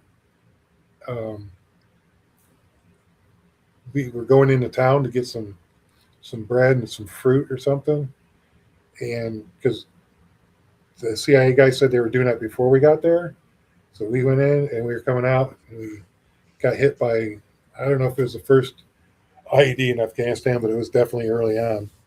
Yeah. Then we caught the trigger man, which was pretty cool. So that's how we kind of started off there. But what was so cool about it is like you go on these 4-day patrols, and you just had to make SATCOM windows, call, check in, whatever, and just keep going. And you're a squad plus a gun, plus like me and the medic and interpreter, and you could take a mortar team with you with a 60, or take a Carl Gustav team with you. Yeah. And our whole deal is just going up there and shaking the trees and trying to get in a fight. Yeah. That was it. And then like we weren't getting any action. We made us look back at it. This is like the dumbest thing we ever did. We took we took the squad fire teams and put one on one ridge line and one on the other ridge line, because we're like, oh, they're not going to fuck with 20 guys all suited up, but maybe we make the elements smaller, they'll get after us. Well, if one of these two teams would have made contact, for the other team to get there, down a mountain, up the mountain, like that wasn't going to work. Yeah. So and those mountains are unforgiving too. Oh yeah, they're bad. So you guys were just like itching the whole time to get in a firefight. Oh yeah, it was great. Yeah. We did some raids. They wanted to raids on these compounds looking for Heckmiter and Haqqani network guys. Those are Taliban network guys that were supposed to get us into Bin Laden. But you know what? It sounds like that. Like this deployment is really what the GWOT ended up being. Like a lot of patrols, raids, looking for fights and stuff like that. Yeah. So how much longer were y'all in Afghanistan? So that one turned out to be a 6-month rotation. So because Iraq was going on and everyone else was in Iraq. So yeah. So when you came back from Afghanistan, what's the train up? Because I assume y'all are going to go to Iraq. Well, it was really strange getting back, because basically we had 2 elements in our own company that went to 2 different wars. Yeah. So like, the first and second platoon are telling all their war stories from Iraq, and we're kind of like, you guys know we were at war too. Like, like we were getting it on as well. Yeah. But so then they figured out, okay, we're going to be deployed to Afghanistan and Iraq, and you knew where you're falling into rotation. So if you're going to Afghanistan, you train up for Afghanistan. You go out to like Fort Bliss or New Mexico or Yakima, Washington, where it's deserty, hilly, mountains. And if you're going to Iraq, you just train in a mountain environment, Yeah. doing that stuff. But you knew that like at least a month in advance. Right. So When did you leave to Iraq? my first, I want to say my first deployment to Iraq was 2005. Okay, so all right, so let's kind of paint the picture here. So you came back from Afghanistan, your battalion finally met up, the guys that were from Iraq. That's when we start getting on like a rotation cycle, right? And Correct. then you guys know probably about a month and a half in advance, hey, your platoon's gonna go to Iraq this time, or this platoon's gonna go, or company, right? What was it, company? Well, we did. It was both. You go as a company or a platoon. Okay. So your next one, was it back to Afghanistan, or your next deployment, was it back to Afghanistan, or was So it to Iraq? my first three were Afghanistan, and my next one was Iraq. Okay, so 2003, 2000. you're So yeah, 2004 ish. so 2003, 2004, you're back in Afghanistan. Yeah. Okay. And how how is it? Is it kicking up, or is it kind of just the same thing? Y'all are like itching for patrols or what? Um, Iraq. I mean, Afghanistan was. I hate going back like you don't know who your enemy are, but we're doing raids Yeah. on people's compounds out in the middle of fucking nowhere in some valley, um, because they came up on a cell phone or something like that. Um, Yeah. and you really didn't know like if this is going to be a shoot 'em up target or Yeah. just a call out or what it was going to be. Was this one a little bit more active than your last one? Oh yeah, this was active. I mean, Yeah. we So did you a lot. actually had to fire your weapon and stuff. We did like 100 and something missions. Damn. Damn. Yeah, I forget the exact numbers, but we were over 100 raids Yeah. that one. Some crazy stuff. Yeah, it was really a lot of. You got to figure it out when you get there because, like I Yeah. said, like we had all this great intel, but you didn't really have Yeah. actions on the target. Like you knew the guy you're going for, but then that's when I started learning like do my own intel. Mm-hmm. I was I wanted to know the background. Like, okay, I'm going after Mohammed whoever, but why? I mean, just because he came up on a phone, why are we tracking him anyways? Yeah. You guys still working with the CIA? Yeah, yeah. Oh. At that time, yeah. Yeah. Yeah. But the CIA was hilarious, man. Like, hey, I need you to go to this place, do this raid, and this guy if you can bring his. I remember the guy said, "Can you bring me his head on a platter?" I was like, yeah, "We probably could, but we'll probably go to jail for that." Hey, they were okay because they're not going to jail, you know. No, yeah. I mean, so they were just like, so it started. We joke around. Is this a capital K mission or a lower K mission for Yeah. kill capture? Um. This is definitely an uppercase. Yeah. Uh. And then this is another 6-month rotation, right? That was no, that was 4. Sorry, that was 4. Okay. So when did y'all find out like, hey, how long a rotation's gonna be now? Well, Was it that deployment? it was right there. Whenever the surge happened, Okay, so like 06, 07.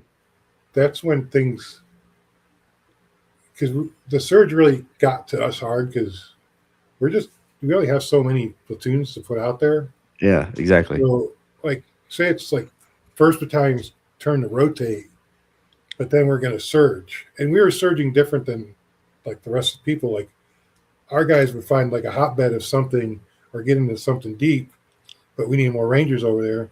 So like, oh, we're going to surge another company from another battalion, or we're just going to send 2 platoons for another battalion, and then you go over there, and if you're in whatever platoon, your battalion may be the ones coming in relief.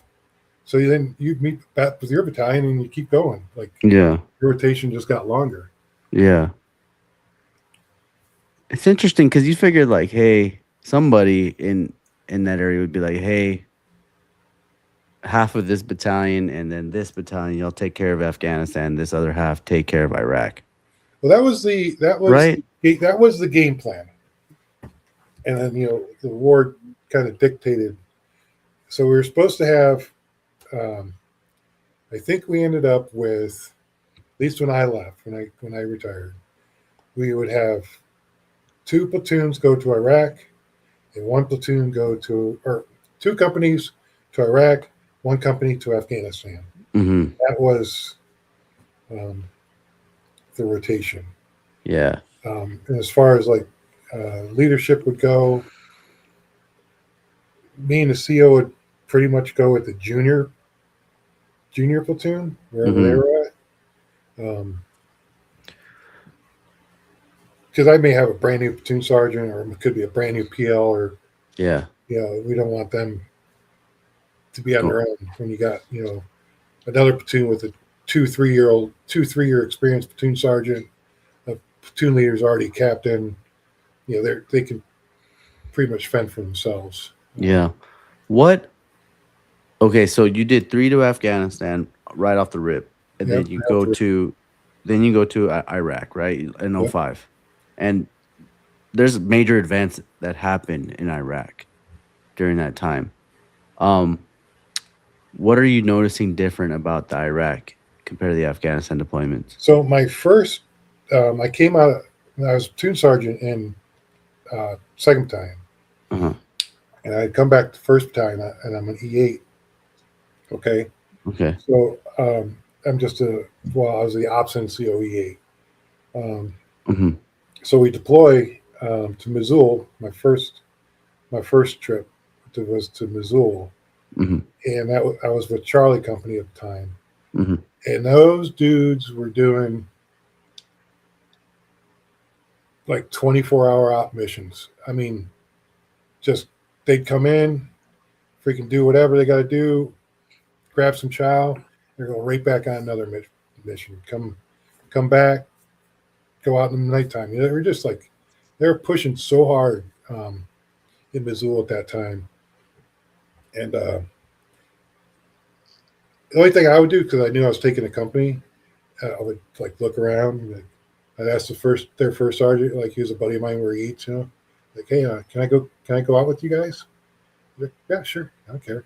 Finally, my sergeant major caught me. He's like, what the fuck you doing? Need you in the talk. I'm like, You're like, I don't want well, to be in the talk. yeah, I told him, I'm like, well, I need the experience. So when the first sergeant, I know what's going on, which is kind of true, but I Yeah. just wanted to get the hell out of talk. Yeah. Nobody wants to be in So the talk. that was it was at that point for us. It was pretty going pretty good. Yeah, it was probably really active comparatively. Yeah, it was definitely like, and well, depends where you're at, but Iraq and Afghanistan. It's another thing a lot of people don't understand. They're two totally different wars. I mean, they're not even close to the same thing. Yeah. One's Afghanistan's is just this rural, you know, third world Stone Age country. It's nice, like literally Stone Age. Yeah. Like It's never people gonna change either. they don't have anything, and Iraq and in the bigger cities, they got some legit freaking houses and the Yeah. palaces and all that stuff. So, and streets and street lights and all this other stuff. So, Mhm. and the Afghani people are way different than the Iraqi people. Yeah. So that was just a I don't know what everyone else called. We call them all freaking Mooj, like Or Hodge, right? Hodge. Yeah, Hodge, yeah. Um, and this is where y'all established like the 4 month or six yeah. month. Okay. This is where we locked into that deal. So what was the final thing that y'all did, the battalions determined? I don't know because when I retired, they're still going. Um, Yeah, yeah. and like I said, when I left, it was two. It was It was one battalion deployed. Uh-huh.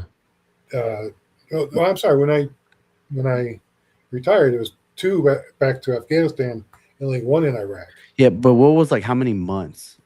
Oh, it's four. It's four. It's still, Four. So it yeah, was like 4 on, 4 off, 4 on, 4 off. yeah, Okay, okay, that makes sense. Okay.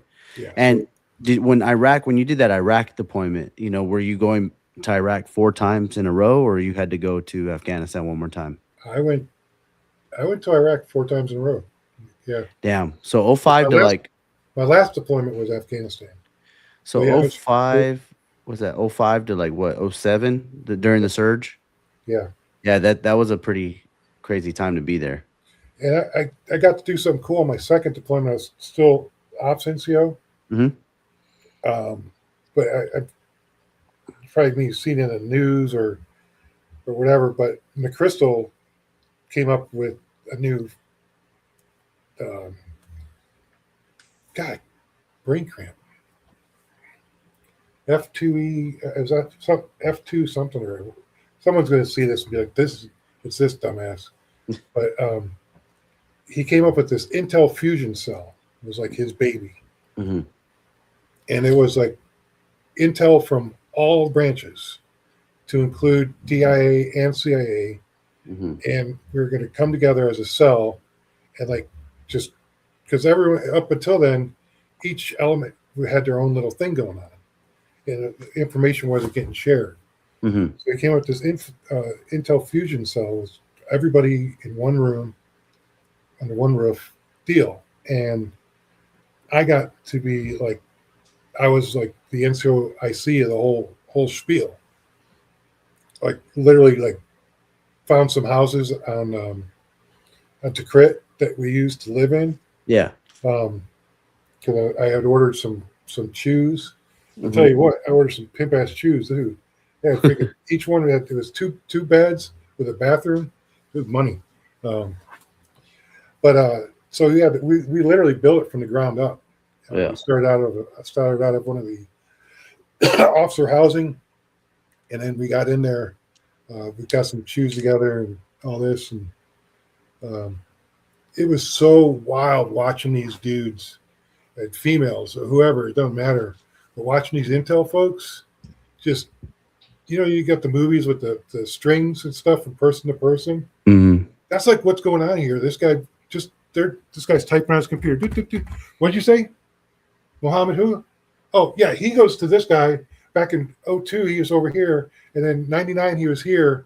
So yeah, you need to like, how did you just know all that? Like it was Yeah. crazy, and it really worked out good. Like, Hmm. uh, and then you get to see your the packet that they produce. Get out to the boys, and then of course you watch it on Kill TV.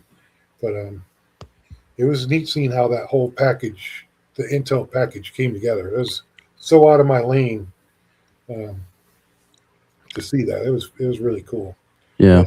Definitely beneficial uh, for It's good me. institutional knowledge, Yeah, yeah, especially when you're gonna go take a company.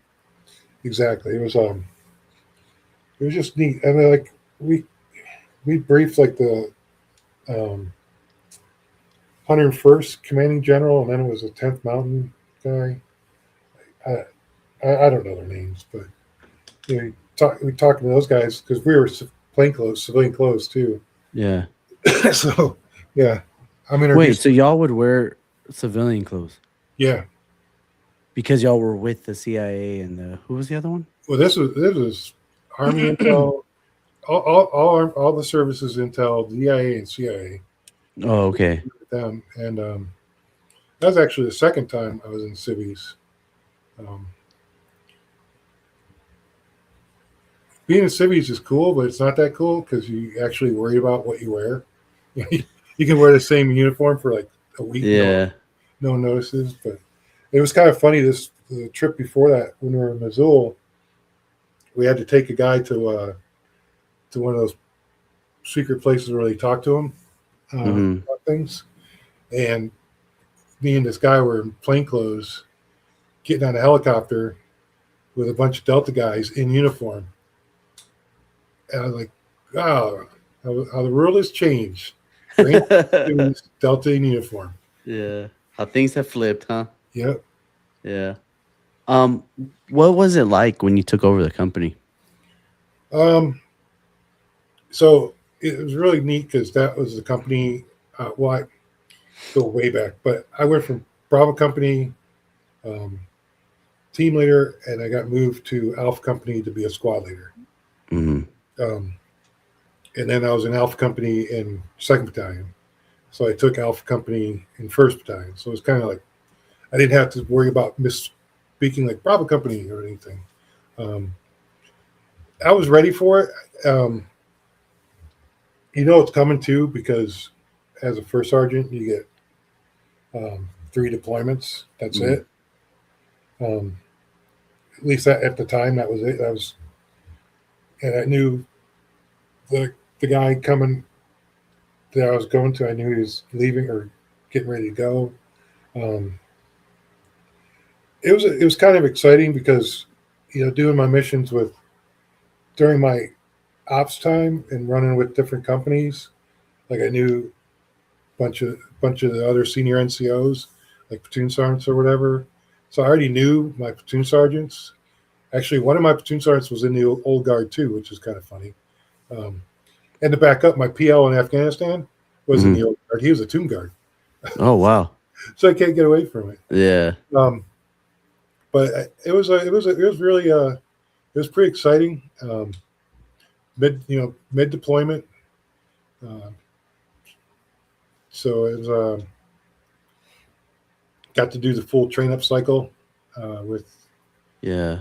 with the company. Actually, and then yeah, and we went to our first deployment in Ramadi. What are you instilling into your company as the top NCO there? Uh, I like we're talking about progressing along. Like technology progressing is just crazy. Yeah. Um, from what even when we started the GWOT to whatever we're at now, the technology was awesome. But I would not. I was probably a dick, but I was relentless on the basics. Yeah. Um, like it was just a rule in Alpha Company. You did not get to choose your optic until you shot expert with iron sights because the guys have different optics they could choose from. Yeah. But you didn't get that choice until you fired expert with iron sights. Mhm. Uh, it was just I was a firm believer in that, and I still am today in my personal weapons. I shoot them all with iron sights and get my scope going. Yeah. Um, so it was that. The basics was just because every firefight that I personally got in to before being a first sergeant, and then while being a first sergeant, it all was a basic react to contact, movement to contact. That was it. There was nothing sexy about it. It was like we Yeah. we battle drilled it so much. We practiced that battle drill so much. It just went down. Like we got my little element that we had. I had my own CP. It was pretty awesome. Um, but we were going to a blocking position. It was like 6 of us. We got ambushed by 9 dudes, and I know it was over in 30 seconds because the guy had a GoPro on, and from the first shot, 30 seconds later, we were through the ambush and checking them out. Yeah. And it's just because it's so well rehearsed. Like even CQB, people like lose their mind with how to enter a door and the thresholds of a door and all this stuff. Man, I did thousands of rooms, and it's the same thing. It's just it's like when you try to make it sexy, that's when you're gonna fuck it up. Um, and I would brief the guys. Every mission I tell them, keep your head on a swivel. I don't care if this is because you can't lie to the boys when it's a low level target or whatever. Um, like you don't know where we land because we always do it at offset infills, like 7Ks away. But so they'll have ISR on the target 24, 48 hours, but they don't have shit where we're going to land until that night. Yeah. So like you might land next to the beehive. You never know. Um, I preach, during the assault, you can engage during the assault. You can never come back and turn around. So we did what it wasn't my word, but confirmation shots, like your last bound or whatever you want to call it, like your last movement from cover and concealment. You take confirmation shot on what's in front of you, and then you go past because you're still during the assault, which comes up after I left. Sure as shit, they didn't do that. 2 guys got fucking killed, but yeah, I was just a big believer in the basics. That guy that picked me up from RIP, Sergeant Mitchell, he said, doing special things don't make us special. Doing things right or doing the basics right makes us special. Yeah, man, that's good to know. You know, especially with technology advancing, right?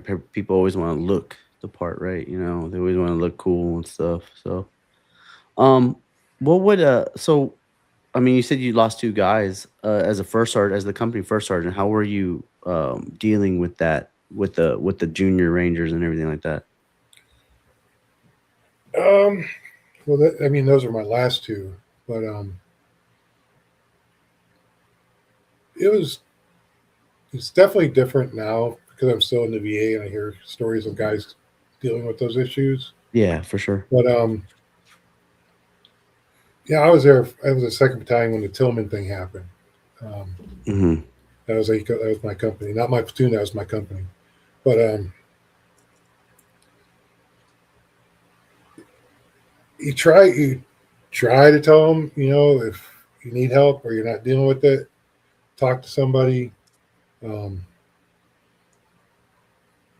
and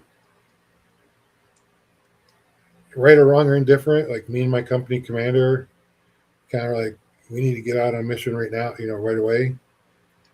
Yeah. Because we didn't, we had lots of guys killed, but it wasn't like a common thing, like 90% of your missions, no one's getting hurt. Yeah, for sure. So let's get on another mission tomorrow night. Let's get the boys out there, um, and we make sure we do that, and refocus. We wouldn't like, oh, like make sure you do this because that's how this guy died. You don't have to Yeah. say things like that, but It's it's it's hard. tough. Yeah, it's tough because like there's still the mission to do, right? Yeah, It's hard. You can't really like, especially the younger ones. Like you can't really, because I was young when we first took our first casualties, and it was just like, hey, we're going on another mission tomorrow. So you didn't really have time to grieve or anything. You're kind of just like, we still have a job to do because if not, other people can die too. yeah, exactly. So it's a tough position to be in, man. It really is. I know that it's hard with the loss and everything, and especially junior people are like, oh, they don't give a shit or whatever. But it's just, I mean, the job still needs to get done. Yeah, it's the guy. I think the guys on deployment, I think the guys got on pretty good, Hmm. um, if not even harder. Hmm. Um, there's definitely a lot of when you get back home, you really had to watch out for the guys that were in his platoon or squad. Yeah, for You sure. know, That's the hardest part. their issues are they're going to come out when they get home. Yeah, it's because it like drops your everything, just like kind of closes in on you because you have time to reflect on it. Yeah, And that's the toughest part too, because you get like people get personal with it, and then it's definitely tough, man. It's a tough position to be in for people out there. I can't imagine like the future, how it's going to be, because we're basically starting over. Like, hey, the new active like major conflict is going to be like boots on the ground, and they start losing people. How they're gonna deal with it. Yeah, I think like for us in the beginning, it was God, it sounds bad, but in the beginning it was like catastrophic, just like holy shit, dead guy. One of my guys is dead, or one of my buddies is dead, or but I don't say he became callous to it, but like you said, you got a mission to do. Hmm. Um, so you just keep pushing it. Yeah, And as the years go on, though, like the first couple of deployments, someone getting killed was like a big deal. Like everybody knew about it. for sure. But 7, 8 years, 10 years later, how many people got killed from your unit or whatever? It's just Yeah, okay. It's price. Recognize I volunteered. yeah. Especially with like during that EFP era, when the Iraq IEDs and everything were going Right. off, like that was. And then Afghanistan later, like if you went to Afghanistan, maybe like 08 to 13, it was really hot. That was my last one was 08 to Afghanistan. And how was that? It was pretty. It was wild. Yeah, they believe in their bullshit, huh? We we were we moved so many times. We just kept there was this bad guy. Like we're moving here, moving here, Yeah, and we finally kind of ended in Kalat. Just a small little base. I think the Romanians or someone were where'd in y'all charge. go? RC East, RC South. RC East. Okay, so yeah, there was a bad time to be over there. So I'm trying. I don't remember. It wasn't like. I mean, it's mostly Americans, but it wasn't our place. Uh huh. Um, but we moved around like every week. We weren't used to that because usually on a deployment, you go. It says you're going to be in Kandahar, you're going to be in Bagram, you're going to be in you know Kaust or whatever, and Yeah. that's where you're going to be. Like that's where you operate out of. Okay, so y'all operate out of the major airfield. Yeah, Okay, maybe. okay, okay. Like for me, like when I was in Ramadi, Yeah. it was right our rotation to our second rotation to Ramadi. Things were settling down, Mm-hmm. but we were like Ramadi was our base, so we just had birds fly us from Ramadi to wherever. Yeah. Like my first trip to Ramadi was everything was in Ramadi, Yeah. but then a few months later you come back, everything the guys I'm saying the military took care of business and Ramadi had pretty much settled down, so we were just get picked up from the helicopters and, and fly to wherever it was. Yeah. Um, with that, did you do exactly 20 years? 20 years and 11 days. 20 years and 11 days. So with that last deployment to Afghanistan, how did you feel about that? Because like you went through a crazy time, right? You went through like the peacetime, the 90s Rangers as you called it, to this active time. How did you feel when it came to the end? Well, in one way, I'd like to tell people like I had the perfect career. 10 Right. years before the GWOT, 10 years during the GWOT. Yeah. And when I say I mean like the 10 years beforehand, man, at least twice a year, we were going somewhere cool. We were going to Thailand, to England, to Yeah. Germany, to Africa, Panama. Like we were going somewhere cool.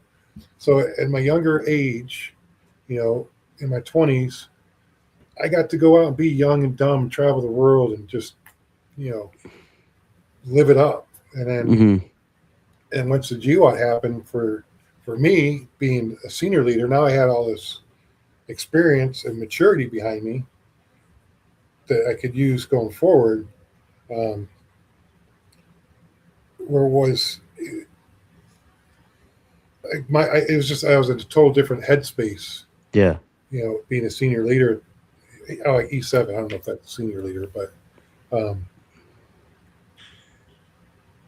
understanding, because it takes a minute to understand the Army. Like, you don't know it. You think as an E5 you got the answers, but you don't. Um, Yeah. we used Yeah. to joke. We used to joke around. E7 would be the fucking best squad leader around. Yeah. Um, it was just it was transitional. Uh-huh. The peace the peacetime to the wartime, and then the wartime to just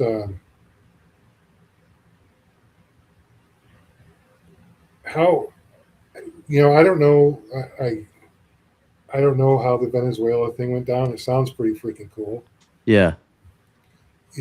I know right after I left, they did Syria, and Syria was still like they use the same op tempo and operations kind of as we did in Mhm. Iraq, with just raids, get the intel, do raid type stuff.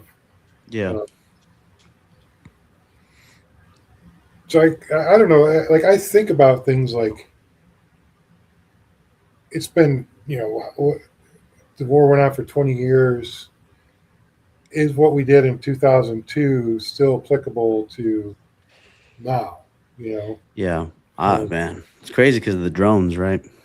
oh yeah, drones, and they got that quad, or not the quad tubes. They have that They call them panos. the fusion goggles that see freaking green. They see thermal and night Oh vision yeah. Yeah, yeah, yeah, fused yeah. together. I got to see those. Oh my god! And it is almost daytime at night with those suckers. Yeah. Um, the the technology is just amazing. I mean, Mhm. it is. I mean, I look at these pictures of like I hate to say regular army units, but you look at a guy from the 101st now, or 82nd, or anywhere. They look like we did full up operator mode. Everyone looks like a freaking Yeah. operator with the cutout helmets and the sword ends, and the new kit, and like weapons. So I don't even know what kind of weapon the squad is. It's not a M4 anymore. It's like a Yeah. FN It's a XM7, it's a SIG. XM7. Yeah, Yeah. They're going yes. to that new caliber too. It's like a 6.8 special or some shit like that. I don't know really know what it is. I haven't really looked into it. I still think they should have kept the 5.56, but that's just my opinion. I've never had a problem with 5.56. Yeah. Even the 240, like I don't even know why they went away from the 240. Like Yeah, there's obviously like the snipers and stuff, they can get a better caliber, right? They can get the 6.5 or something, but like I don't know, man. Just certain things, it's just kind of easy to do with. there's contracts to be made, and Yeah, for sure. remember, somebody sold the Army ACUs. Yeah. Yeah. I have a question for you though. When you retired, how was it? Because you went through 10 years of the GWOT, right? And the tempo was crazy. It was just weird, right? So for me, What year was that when you retired? I retired. Well, I left. I declined sergeant major, and I went and did my last 2 years teaching ROTC. Um, that's a little hidden secret guys don't know about. Like, if you're about to retire, Yeah. you can go teach ROTC wherever you want in the country, Hmm. at least close to it.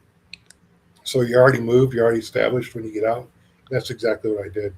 Um, but for me, um, it was the day I turned in all my equipment, like with CIF and the company clearing, and turning all my stuff. I was just kind of like, holy shit, it's over. Yeah. Like, it's literally over. Yeah. Um, and I still had to come back to work the next day, and like, but that night my wife had already moved. Um, that night I was like sitting in my little apartment, and I'm like, I can't breathe. I got the walls are closing in on me, and I'm thinking, what the hell's going on? What the hell's going on? I'm like, oh my god, I'm doing what I brief guys to look out for. Like, I'm having one of those moments. Yeah. I run outside, try to get my shit together, and I come to work, still soup sandwich. So I don't know what to do. There was nothing in place for us. Yeah, yeah. So the only thing I could think of was going to the chaplain. And And this is 21, right? 2021. now this is no, this is 2011. Oh, my bad. 2011. My bad. Yeah, So 2011. yeah, so I go to the chaplain, and I'm like, hey, chaplain, like I'm having a really really hard time here. I'm kind of fucked up. Yeah. You got one of four first sergeants coming to your office telling you you're fucked up, and I was like, he's like, I tried to explain to him, I'm not even making this up. I wish I could make this up. He said, well, suck it up, Ranger. I'm like, huh, okay, that's great. That's what the chaplain told you. That's what the chaplain told me. Oh, So wow. I freaking I left work and just got fucked up that day. Yeah. Actually, another first sergeant go saw me coming. He's like, "Were you just leaving the chaplain's office?" I was like, "Yeah, man, I'm not doing good." He's like, "Oh, we'll talk later." I was like, "All right, well, I'm just gonna fucking leave work today." Damn. So it hit hard. It's kind of like people aren't like caring. Yeah, well, like you said, like our deployments, you're going there, you're coming back, you're going there, you're coming back, you're going there. You could keep doing that. You don't have time to sit back and think about your last deployment Yeah. because you're coming home, you're refit, you're retrained, and you're going back again. Mm-hmm. So you don't have time to let that stuff seep in anywhere. Yeah. It doesn't matter if it was a good deployment, a bad deployment, anyone got killed. It's done. You put it in this folder and it's done, and you keep going, keep going, keep going. Yeah. And then, like I said, when I realized, like, damn, like I'm not going back. It is Yeah. legitimately over for me. Yeah. So, and then that made that was a 10 years of hell after that. What yeah, I was just gonna ask you what was because you said in the email like, hey, yeah, I had a rough 10 years. Yeah. That literally So was 5 years ago. So what happened? so I moved back. So number one, this first thing I screwed up on was I was like, I'm cutting free from the military. I want nothing to do with the military. Yeah. Nothing. I want a house with a picket fence and a dog on the porch. I don't want anything to do. So I really just kind of cut ties with everybody except my closest buddies from the military. It was trying to be Johnny Civilian. Yeah. Um, Even when I was still even when I was teaching ROTC, um, it was 2012. I wanted to see how gunpowder tasted, I guess. Um, so there's no, I was in active duty, but there's nowhere to go. So I went to the VA, and they're like, "You can't come here. You're still in the military." I'm like, "There's no base around here, and I'm coming to you." And I didn't know what to do, so I went to the clinic, and I'm like, "I need help now." So I was actually enrolled in the VA before I got out, uh, Yeah. which is pretty wild. And you know, I just I couldn't just like so many stories you hear. You know, I couldn't adjust to get a normal job. Um, I had a normal job that I wanted. I actually did it when I was in high school. I was like, this would be a great thing to do later in life. Was working at my city service department because those dudes don't do shit and they get paid a lot. But I got a job there and I got fired from there. And then we moved to Arizona and just just went to just went to shit. I mean, just completely lost my like. I was using like PTSD, anxiety, depression. It was an excuse, or to start drinking, but um, eventually, like that doesn't fix the problem anymore. Mm-mm. So I was just I was just a blazing alcoholic. Couldn't keep Yeah. a job. Um, somehow I kept my family. I don't know Yeah. how. I was gonna ask you. So how is it with your family, right? Like, like you don't really you were going through so much. It's hard to be present in the military when you're doing all these rotations, deployments with your kids and your wife. Like, how was that adjusting to that now that you're there? Well, that was a thing, you have to do the whole time while you're in, just probably like anyone else married. But yeah, I was going and coming back, and when I was back, I didn't want to ruffle any feathers. I didn't want to change things because Dad's home, because I Yeah, would leave again and just kind of let it ride like that. Um, so once I retired, was all the time home. It was it was a hard it was a hard time getting my kids used to me being around. hmm, That's the main reason I declined sergeant major, was because I was going to get go to the academy in Fort Bliss for a year. yeah, Then after that, I saw I'd be separated from my family again for a year, and then I was supposed to go to 10th Mountain, and wherever I was going was on the next slate for 18-month rotation. And I looked at it like, I've already missed half of my kids' lives. yeah, Like, I don't want to miss any more of their life as it is. So, hmm, and they're, yeah, middle school at the time, whatever. And I was just like, no, nah, yeah, the extra retirement check is not worth it. yeah. So, So they're what? How old are they now? Your my kids? kids now, I twin boys are 27, and my daughter is 29. I have two grandsons with her. Yeah. Um. Okay, so I always end the podcast like this. We're coming up on the end, so All right, what's up? I got you. What advice are you giving to people that are trying to rebuild the relationship with their kids and stuff like that?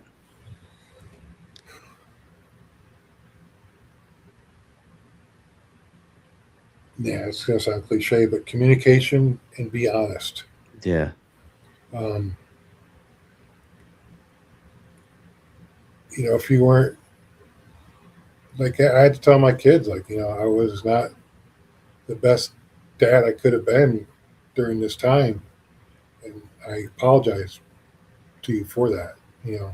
Because my kids had a lot of resentment. Yeah. They still do. They still talk about how they switched schools and did all that stuff, and Yeah. never had friends. And I'm just like, damn, I feel like an idiot. But communication, if you can open up that communication both ways, to be honest, and I don't want to say like brutally honest, like say something so honest you're going to hurt their feelings. Yeah. Yeah. Um, if you can be honest back and forth, like me and my wife finally got to a point now, um, where, and this took counseling and everything else, but where we're basically like honest. Like, I don't hide things. I don't, if I have a day that I'm not hitting on all cylinders, I'll tell her, just like, I just don't feel like Yeah. going 100% today, whatever. Yeah. And she understands that. So, because I explained to her what that is, she's like, I don't know what that means. What's that mean? Right. Right. Well, it just means, like, I got things on my mind, or I didn't sleep well, just not in the mood today. Yeah. That So, was gonna be my next question about your wife, but your what's that? marriage advice. But like I always tell people, I get a lot of people on this podcast, right? Especially with the military and the deployments and everything like that, and they always talk about their kids and their the hard relationships they had. And I always tell them, I'm like, the biggest thing, dude, is that now is the time to love and be there, right? Like, you can't get those years back. Nobody's arguing that. But you did something that is not a normal thing to do, right? And like I know the society always pushes like the family, the man of the house, all this other stuff. But what you didn't do a normal job.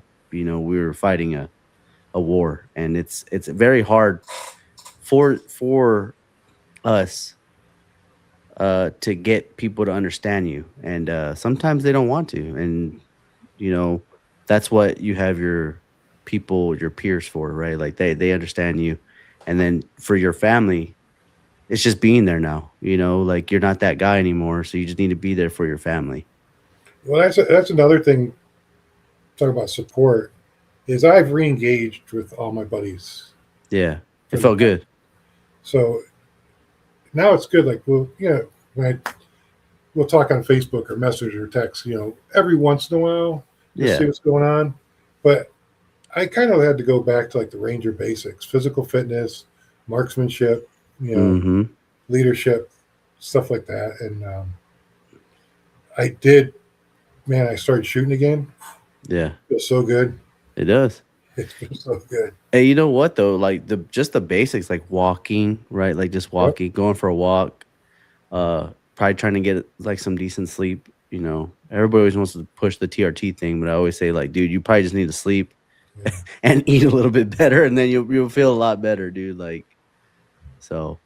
Uh, so like you engaging back with your friends, that's what I always ask too. Is like, hey, the people that are still struggling with all this mental health stuff, you would say like, hey, find a community type thing.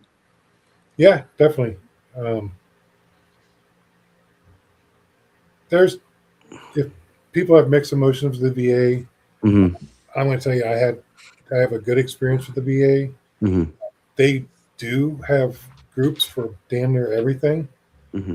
Um, but believe it or not, a lot of units, definitely down to like brigade, maybe battalion level, have their own like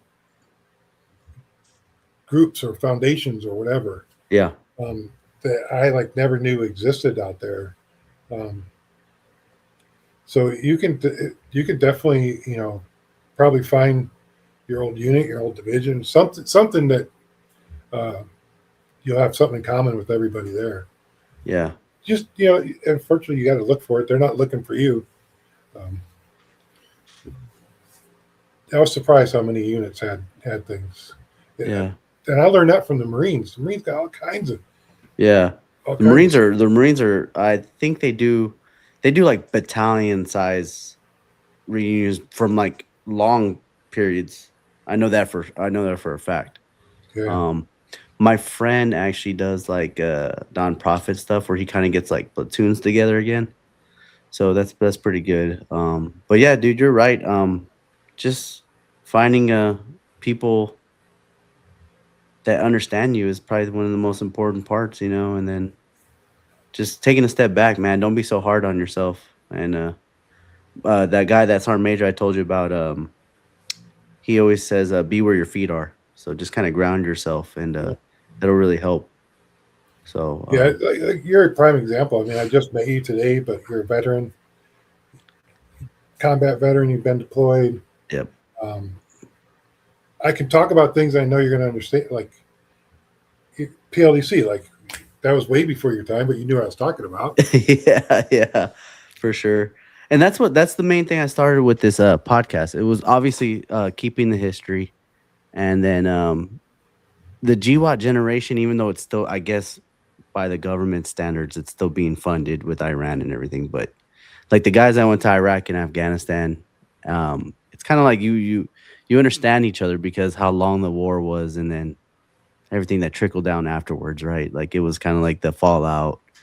Then there's all this information that came out. Was there really weapons of mass destruction? Was there really this? And it kind of hurts, right? Like it kind of hurts, and there's so many families lost, so many people lost, and we're still all young, dude. I mean, what, you're like 52, maybe 51, 54. 54? Yeah, so we're Young still enough. we're still relatively young. We're not like Vietnam vets where back then it was like everybody we're still young enough to talk about these things, and that's what I really want to capture with this.